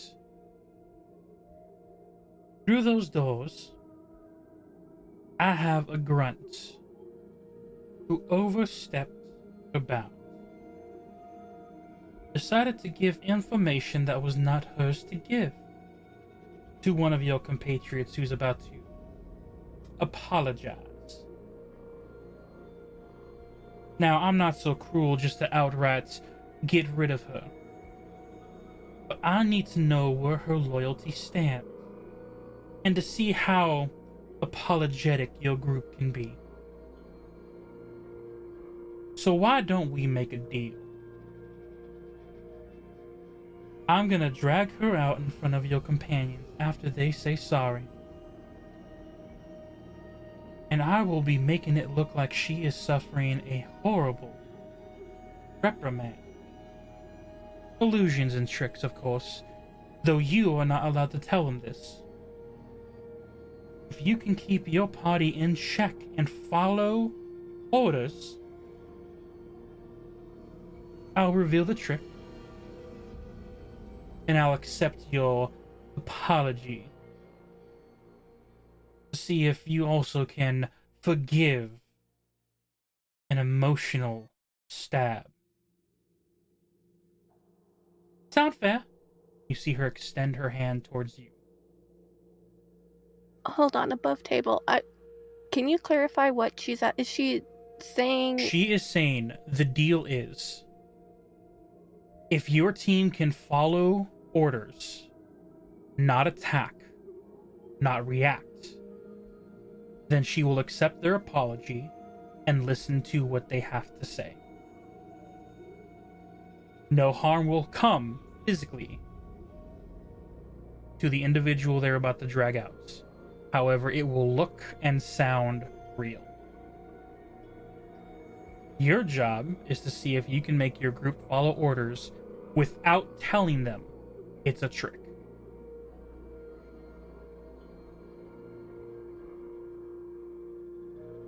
Can I roll insight?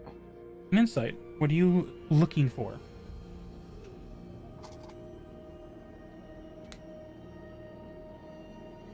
Do I get the impression that this grunt has already been injured, or does it seem...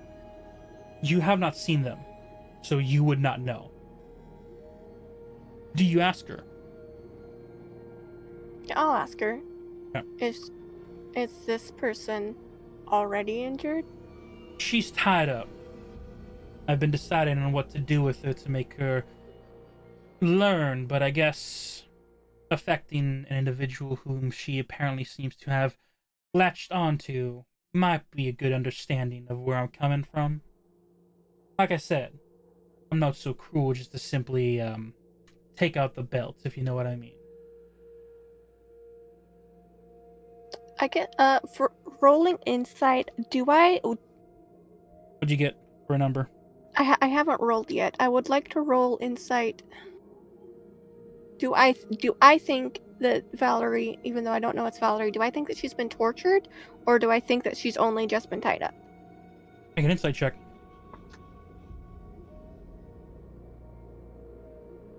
You'll be getting a +1 to the skill if you accept. This would be your second +1 for the day. And how many before I get exhausted? 3. Okay. Then I will accept. Actually, hold on. No, I got it. I will not accept this time. I have a 16. I will write it down and we'll save it for someone else who wishes to use it. I know, that's why it's a new thing that not everyone who stays for the full hours that we do it. Don't worry. We're going to keep it up, keep it written, and we'll use it for another occasion. So someone else will have a chance of using a +1 skill check. Yeah. Now, one more time. What did you? I got a 16. 16. I rolled a 10, and I have a +6 to insight. Despite her appearance and hardened words, you see the way she is acting, her demeanor and her voice, and you know she is true to her word. To a very, even one might consider, fault. She does not see a need to lie on certain occasions, and on this particular one, it seems like she's being brutally honest with you. No harm has come to her. She's simply tied up, but an example will be made this way. Okay. As her hand is extended for you, waiting for you to clasp. I don't make deals, but I will bring them in. No. You see, deals are a way of keeping contracts of people's words accountable. One can always say, oops, my bad, we tried. But when a deal is on the line, you best keep your word, or consequences will ensue.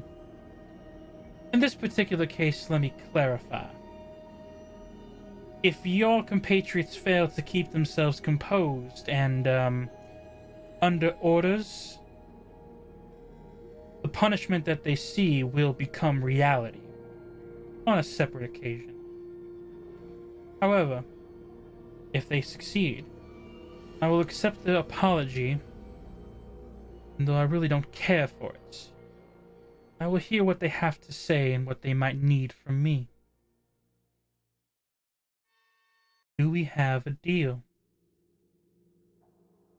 And you will assist us with providing the evidence? Now that I know you need evidence, I already I'll think mentioned about that, Josh. but above table, you need evidence for a certain incident with the Riptide. However, there's another individual who needs information on something else, and she seems to be facetious about that quote-unquote evidence. That is all she's going to give, apparently. You're asking for just the evidence to go against Riptide, what's coming up. But there's other information your parties might want. However, she's basically narrowing the deal down to, I'll hear you out about the evidence. Okay. Alright, well that's what I can promise, and I can try and help Leah later. So I want to clarify for me and my character, Yep. the deal is they behave, and she hears them out.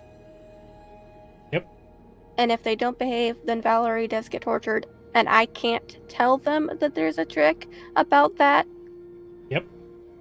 Okay, further clarification. Can I tell them to be on their best behavior even if I don't give details why? Yeah. Because Okay. then they'd be following your orders. Okay. They can follow orders. All will be forgiven. Okay. Una's gonna look at the Empress for a moment and then shake her hand. As you extend your hand and your two clasp together, you're able to approach now. The hands clasp. And as you feel a magical bind, like a soft arcane ribbon, wrap around the both of you, you see as the Empress's eyes flash a radiance color, the red disappears, and the very familiar eyes of fairy-like magic, ones you've seen two of your compatriots, one in particular, glow before. The eyes soften, and although your hand separates, invisible, you feel an arcane-like soft ribbon around your hand. It's a deal, then. Sounds like it. Go grab your compatriots. Have them come in. We'll see if they can follow orders. Unrelated to the deal. If you choose not to help the city, you can find a new poisoneer, and Una will walk out. As you turn your heels and walk out. Go ahead and join the Discord on their side first so that we can avoid the whole meow meow meow meow. Okay. You don't like my song? I like the song because it is funny. It's just, it kills the tension. Okay, my bad. It's funny, but yeah, you're good. Okay. Alright, I'll see you in a moment. In a moment. I'm trying to keep the tensions high, chat. Bye, you're supposed to skip all this. Anyway.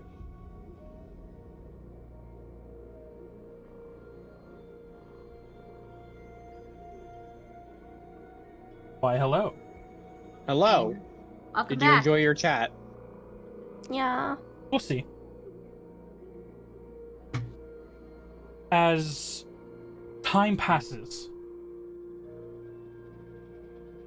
Una exits the front doors of the Obsidian Rock to look to all of you. So how did it go? Well, she's agreed to an audience. You guys Yeah. need to be on your best behavior. She's Cool. already upset. We do not want to make her more upset.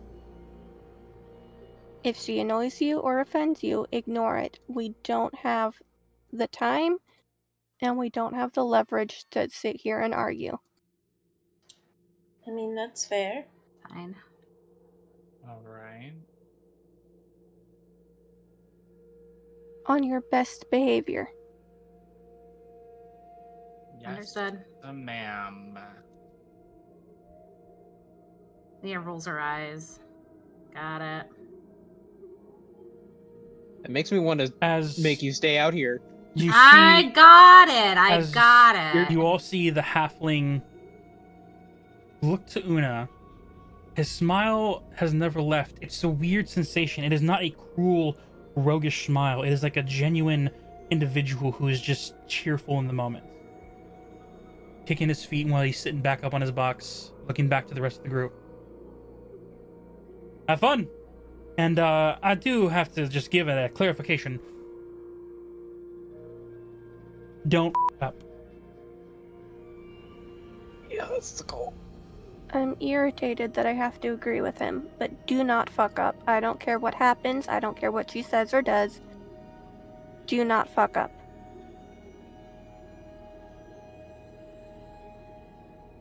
You all enter. Yeah. Yeah. Cool. Feel free to move your character tokens. As you enter inside, you are all greeted with that same tension.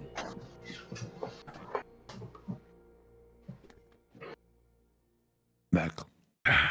Welcome back. Welcome back. Welcome back.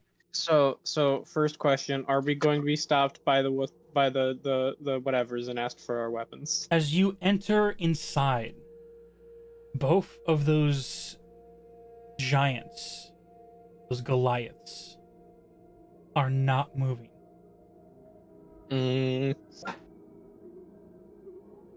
As you see, every compatriots, bartender, waitress, are all just staring at your group as you enter. You hear a call from the other side of the room. We're in the back, dears. Please join us. Yeah, we'll traipse our way on over.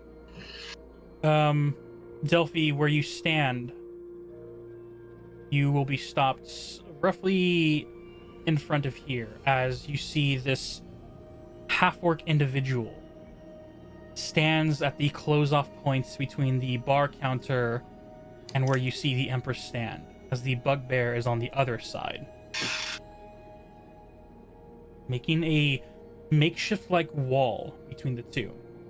As you then see this compatriots get up and go greets the very roughened mane Leonin, and this hooded figure also sit at that table.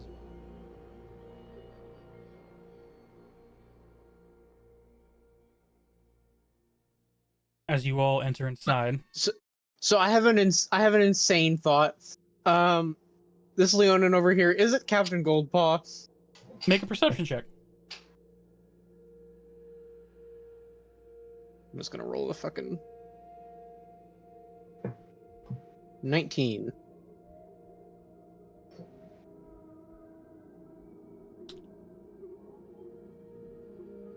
I'm gonna DM you something. Okay.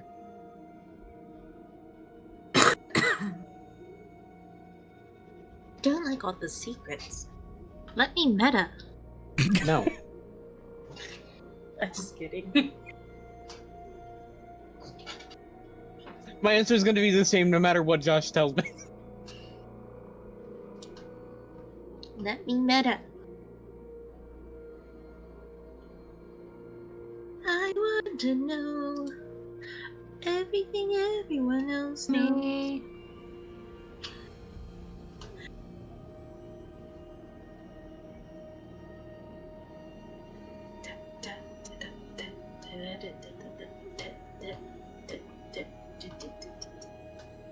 Ooh, that's a good bop. Thanks.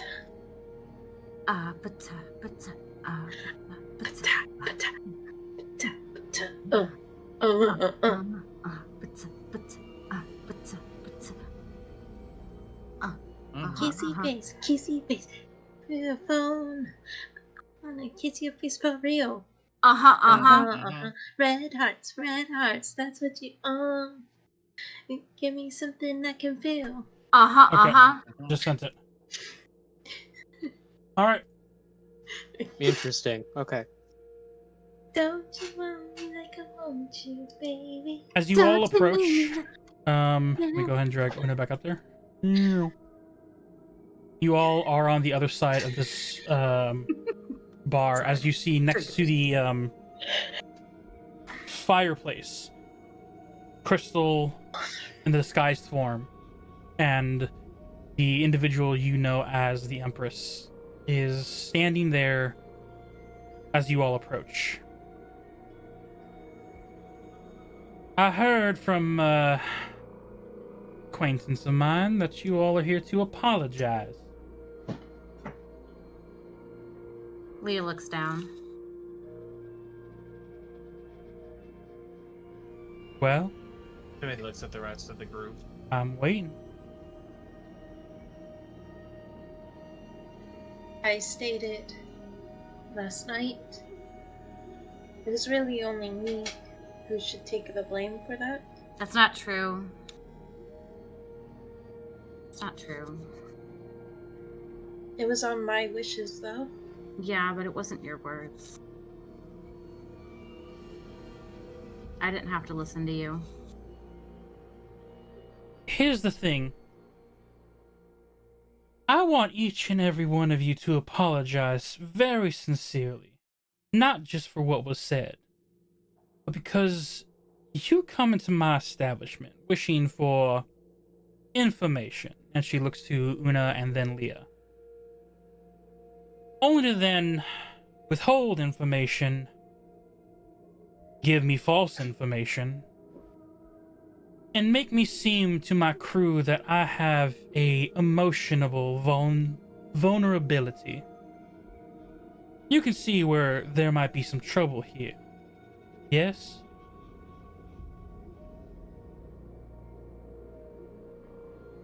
I can agree to that. Okay. So I I think would that- like each of you to go ahead and line up next to your companion Una. And one by one down the list, I would like you to apologize.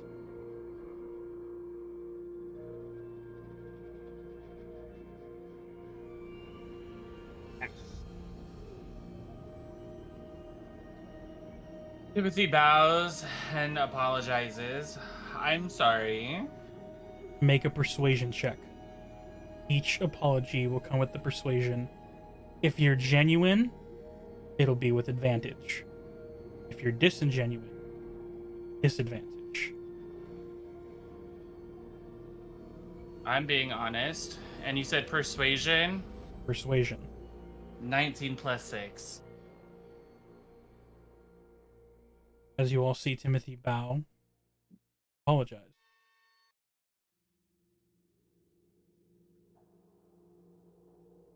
Who's next?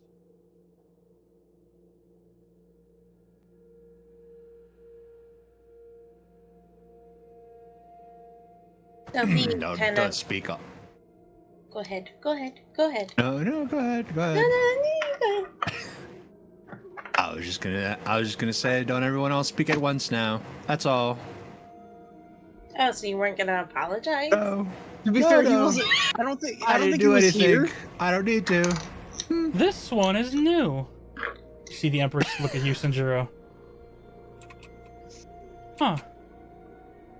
What is your name, my good friend? Ooh. I just go by Sanjuro. You don't need to concern yourself with me, though. I'm a faceless nobody. Just a wanderer with the sword. Ooh, I like you. Because every nobody is most definitely a somebody. Granted, you probably haven't been with this group long, so I will excuse you. You may take a step back from the line. You'll hear no complaints from me. Next, Duffy kind of like takes like kind of a half step forward. Empress, I genuinely am sorry for asking my companions to lie to you and for allowing disrespect to happen in your house and your business. And I think that everyone here who take your emotions as a vulnerability is an idiot. And I think that there's a lot of power in having emotions just as much as there is in the lack of emotions. And that doesn't make, if anyone were to take that as a weakness, that honestly, they're, like I said, they're downright stupid. Because it's not.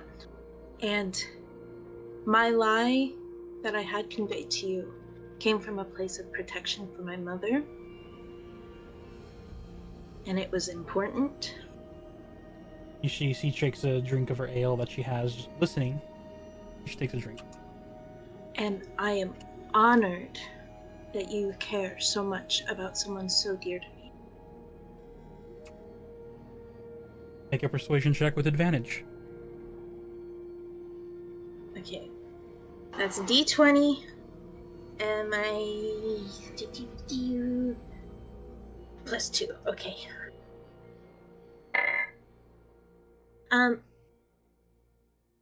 I guess I could roll again just on the chance I get a natural 20, but I got a dirty 20. You can if you wish. I got a natural 20. Off the rip. Do you see Okay, as so 22. you say this, thou smile, gentle, unlike her more leader-like smile grows across her face. You really are, princess, diplomatic and all. Looks over to Polly. Next, takes a drink of her ale. Looks over to who? Oh, sorry, Holy. Durant. I'm Oh. still thinking about what to fucking apologize for, because I didn't fucking do anything. She just wants an apology. No, I know she wants an apology. I guess we'll have to go with this. I'm going to make a slight bow. I'm truly sorry that I could not stop my companion from causing much more of a disturbance than was necessary here.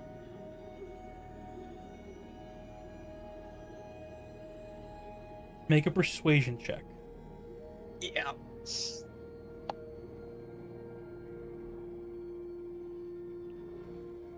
Oh, that's not good.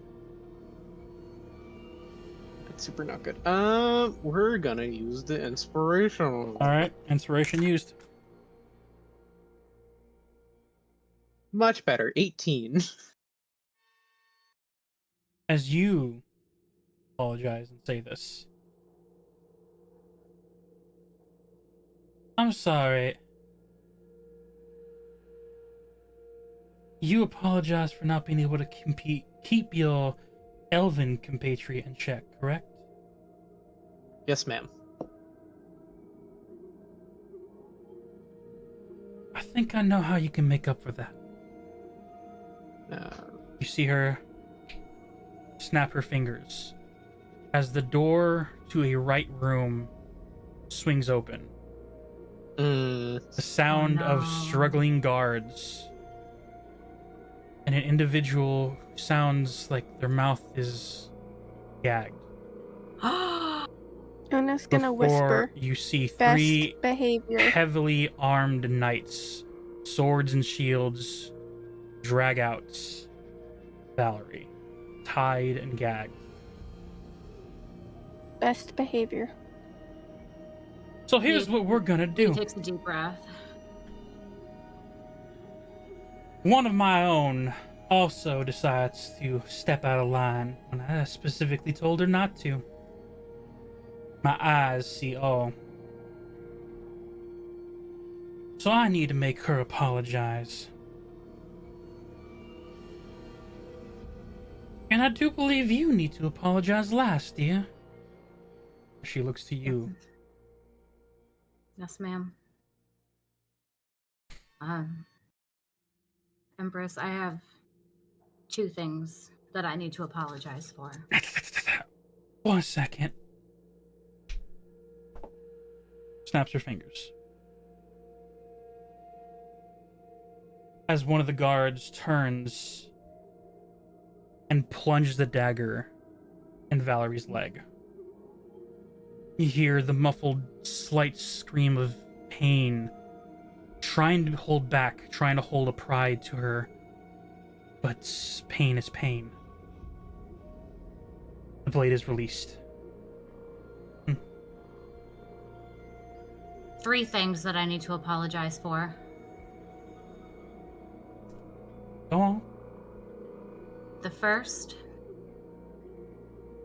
was my selfishness in coming into your place of establishment and having the balls, pardon my language, but the balls to sit down with Valerie and demand that I hold the information that you asked of me to get for you above my own selfish needs for information that I was going to request, which, I mean, as you know, you already had, but I didn't know at that time.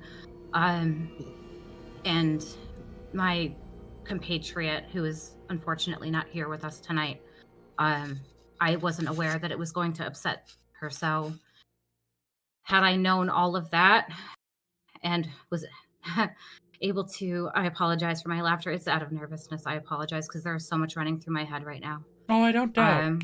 Snaps again, mid-guard, turns and stabs her near the rib section. Best you hear the behavior. muffle as the blade gets removed. Valerie's like leaning over almost from the pain. I don't dare to look at Valerie in this moment. I keep my eyes deadlocked with the Empress. I would have just handed over the information immediately and then come back at a later date to discuss, hopefully, if I settled what you asked of me, to discuss, hopefully, what I was looking for. I apologize. I have a little bit of a cough. The second thing, well, let me finish the first. Had I known that conversation was going to anger Valindra so, I would have been a lot calmer. I didn't know it was going to upset you that way. The second thing I want to apologize for is lying. In such a heated moment and hearing the information that I was hearing, I don't know if you're aware of the person that I was being informed on, or how much of that history you were given. That person,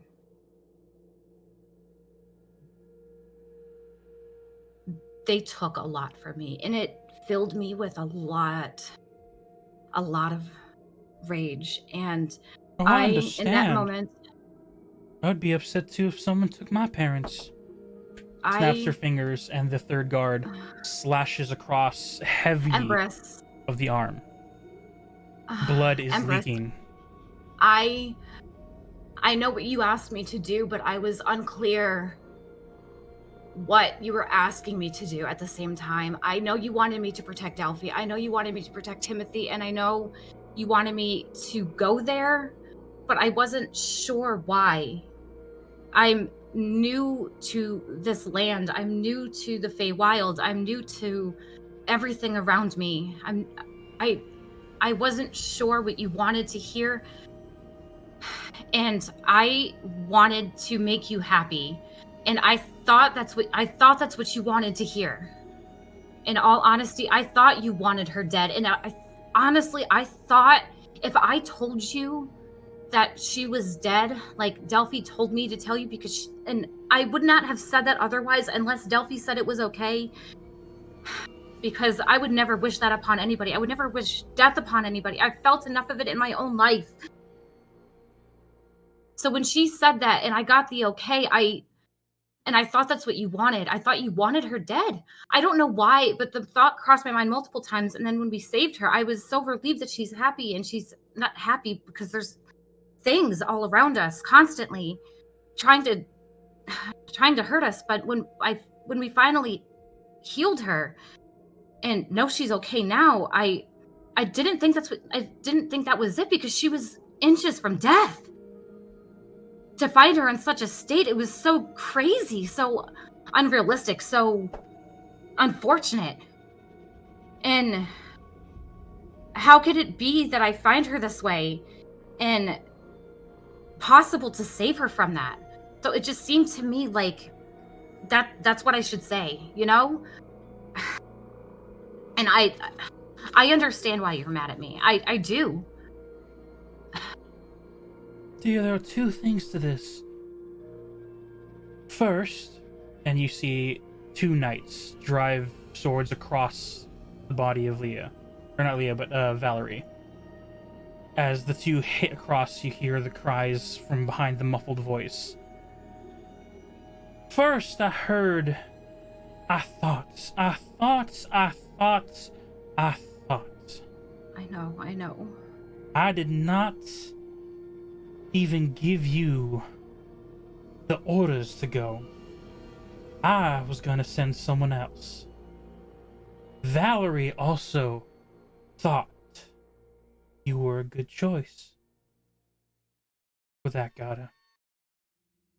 But I would be wrong if I didn't emphasize on the second thing. You are so bright. I can see what Valerie saw in you.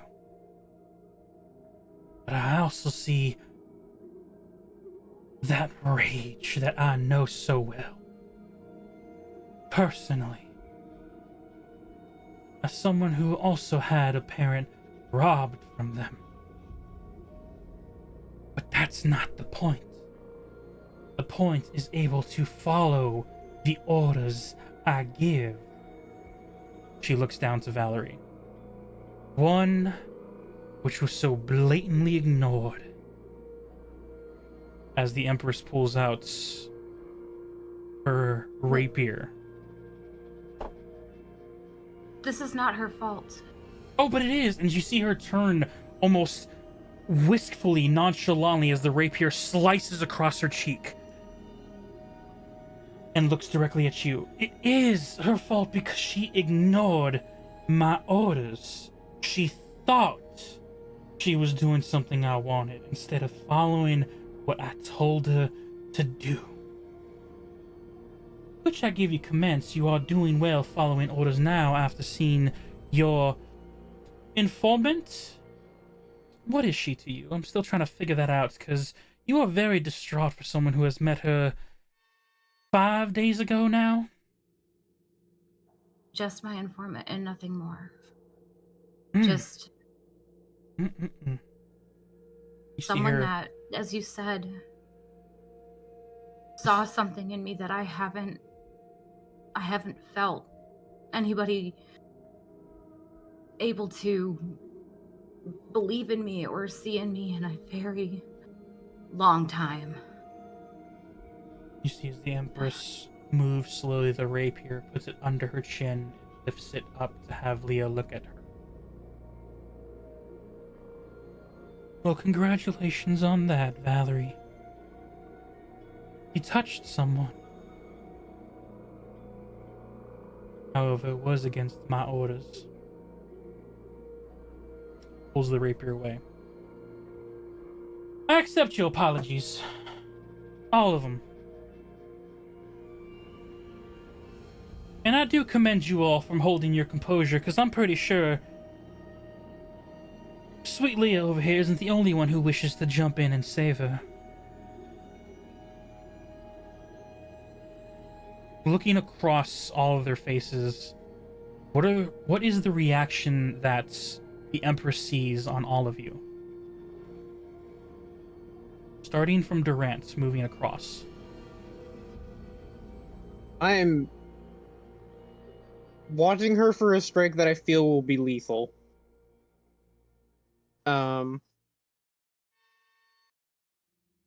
So I'm currently not concerned that Valerie's life is in danger, but I'm not happy about what's going on here. Delphi.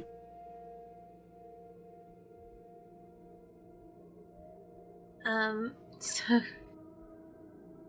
Delphi's wings are an orange color, but the base is like tinted red. Like she's mad a little bit, but her head is up, and her arms are like tucked, like her hands are folded together in front of her, and her eyes are kind of like glancing down. So she's not like quite looking at what's going on, but you can tell that she's like not comfortable. And if you know anything about her wing colors, it's not a happy. Mm-hmm. Timothy. I'm gonna say Timothy's face right now is he's pulling all the training that his mom and dad give him. So I want to say he has a stern look on his face. Is pretty much it. Una? Give me 1 second. I'm chewing. One. Well, Mississippi, during that 1 two second, I want to Mississippi. ask what Valerie's like. What type of is she wearing? What type of equipment is she wearing?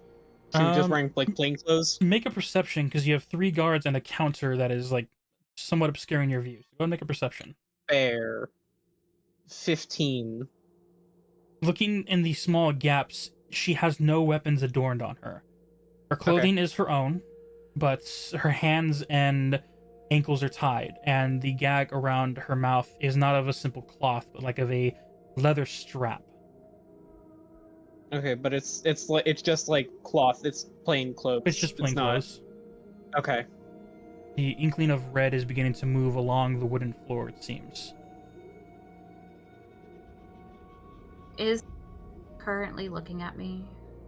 Leah is not really keeping her eyes focused on anyone. She is like, at first with the Empress next to her, is like looking towards like the waist of the Empress, not fully looking up because she is bleeding lots. You see an exhaustion of her, even having a hard time keeping her head upright, but she is glancing at the guards around her, and every now and then she does glance to you, but seems too tired to keep eye contact. Not that she's avoiding it, but just she is hurt. Una? Una is almost is completely expressionless. This group has never seen Una as anyone other than Una, but right now the person standing in the room is Ulnera Vaxolistry, not Una. It's a doppelganger. No. I'd like to check for a pendant. Yeah. As all 4 of you lean your heads to look at Una for a pendant, you find none. Damn. Are you sure? Yes. Yes. You With the didn't even let highest- us roll for it. With the highest passive perception being Leah with an 18. I rolled a nat 20. Oh, jeez. kidding. Nothing. No pendant. Only the jewelry that is whatever Una adorns on her daily. Yeah. As the Empress takes all your expressions in. So, looks like you all can follow orders.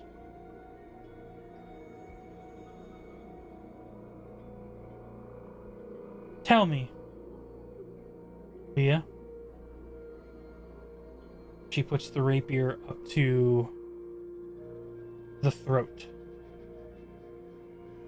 of Valerie, not breaking eye contact with you.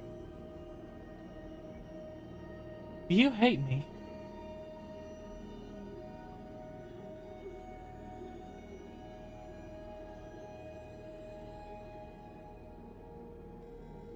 I have a very serious look in my eye.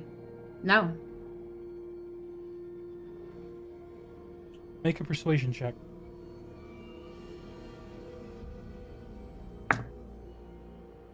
I'd like to use my inspiration. I rolled a 2. You have a +1 free and available that was supposed to go to Una, but she refused it. So there's 1 +1 to a skill check that anyone can grasp onto. I rolled a 17. Do you use the +1? Persuasion. I have a +3 as a bonus, bringing me to a dirty 20, and I'll take. That would be my second. I'll take the +1. No, I won't take the +1. Okay. With I'll a just keep the dirty 20. 20. You say this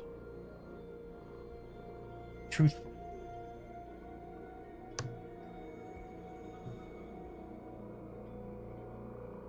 Well then. A deal's a deal. And you see her pull the blade, the streak of red cutting across.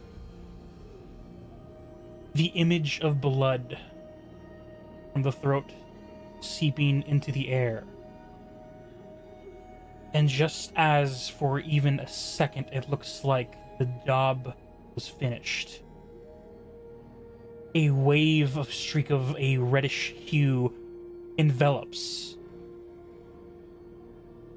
and wraps around Valerie's body and disperses like a small firework before you see her there, still bound, still gagged, but untouched.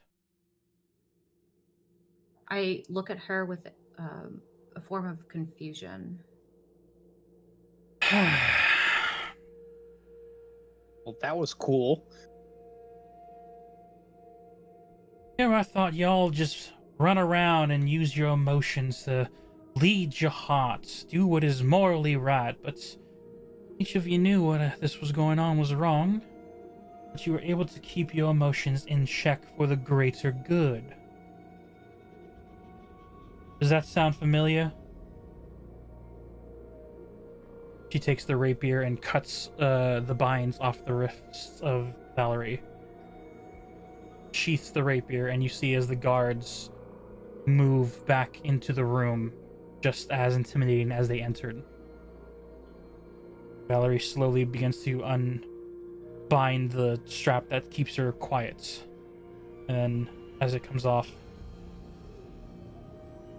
sorry, Empress. I know she was a good person. And I was right. Yes, I know. Your drink's on me for tonight, dear. She goes and sits at the rocking chair, turning it to face all of you. Her back to the fireplace. Valerie unties her legs as you see the other two armed individuals, the bugbear and the half-orc, take their seats. And as she sits down, looks to you all, she simply nods to Crystal as she steps behind, leaving 5 empty chairs. She looks to you all. I guess we have a discussion to be had. That is where we're going to end today's session. Dang.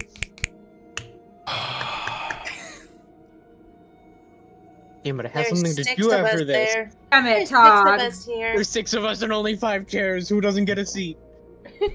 Well, to be fair, only 5 people apologize. But yes, there are 6 of you here. There's only 5 chairs there. 2 can fly. Man. 2 can fly. Yeah, I'll just sit Flying on also the ramp takes effort. over. I'll sit If on anything, the it takes ramp more over. effort than standing.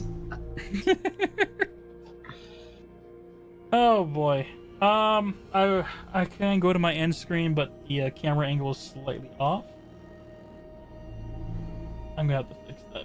It's fine. You're gonna see a smaller. Ignore my stand back there. My green screen moved. I hit it too much, and one of my emotional integrates. But hey, Good job. tension breaking. Good work, everyone.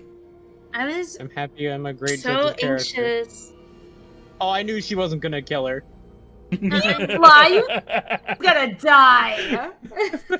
No, I truly did not think that she was going to kill her, but I was also ready for the fact that she might. That's why I Oh, asked boy. what she was wearing, because that changes my decisions. It Oh. changes what spell I would cast. From a shield to like what? Shield of Faith to Misty step in front of In the front blood of the her? Empress. Ah, that's a good one. Yep.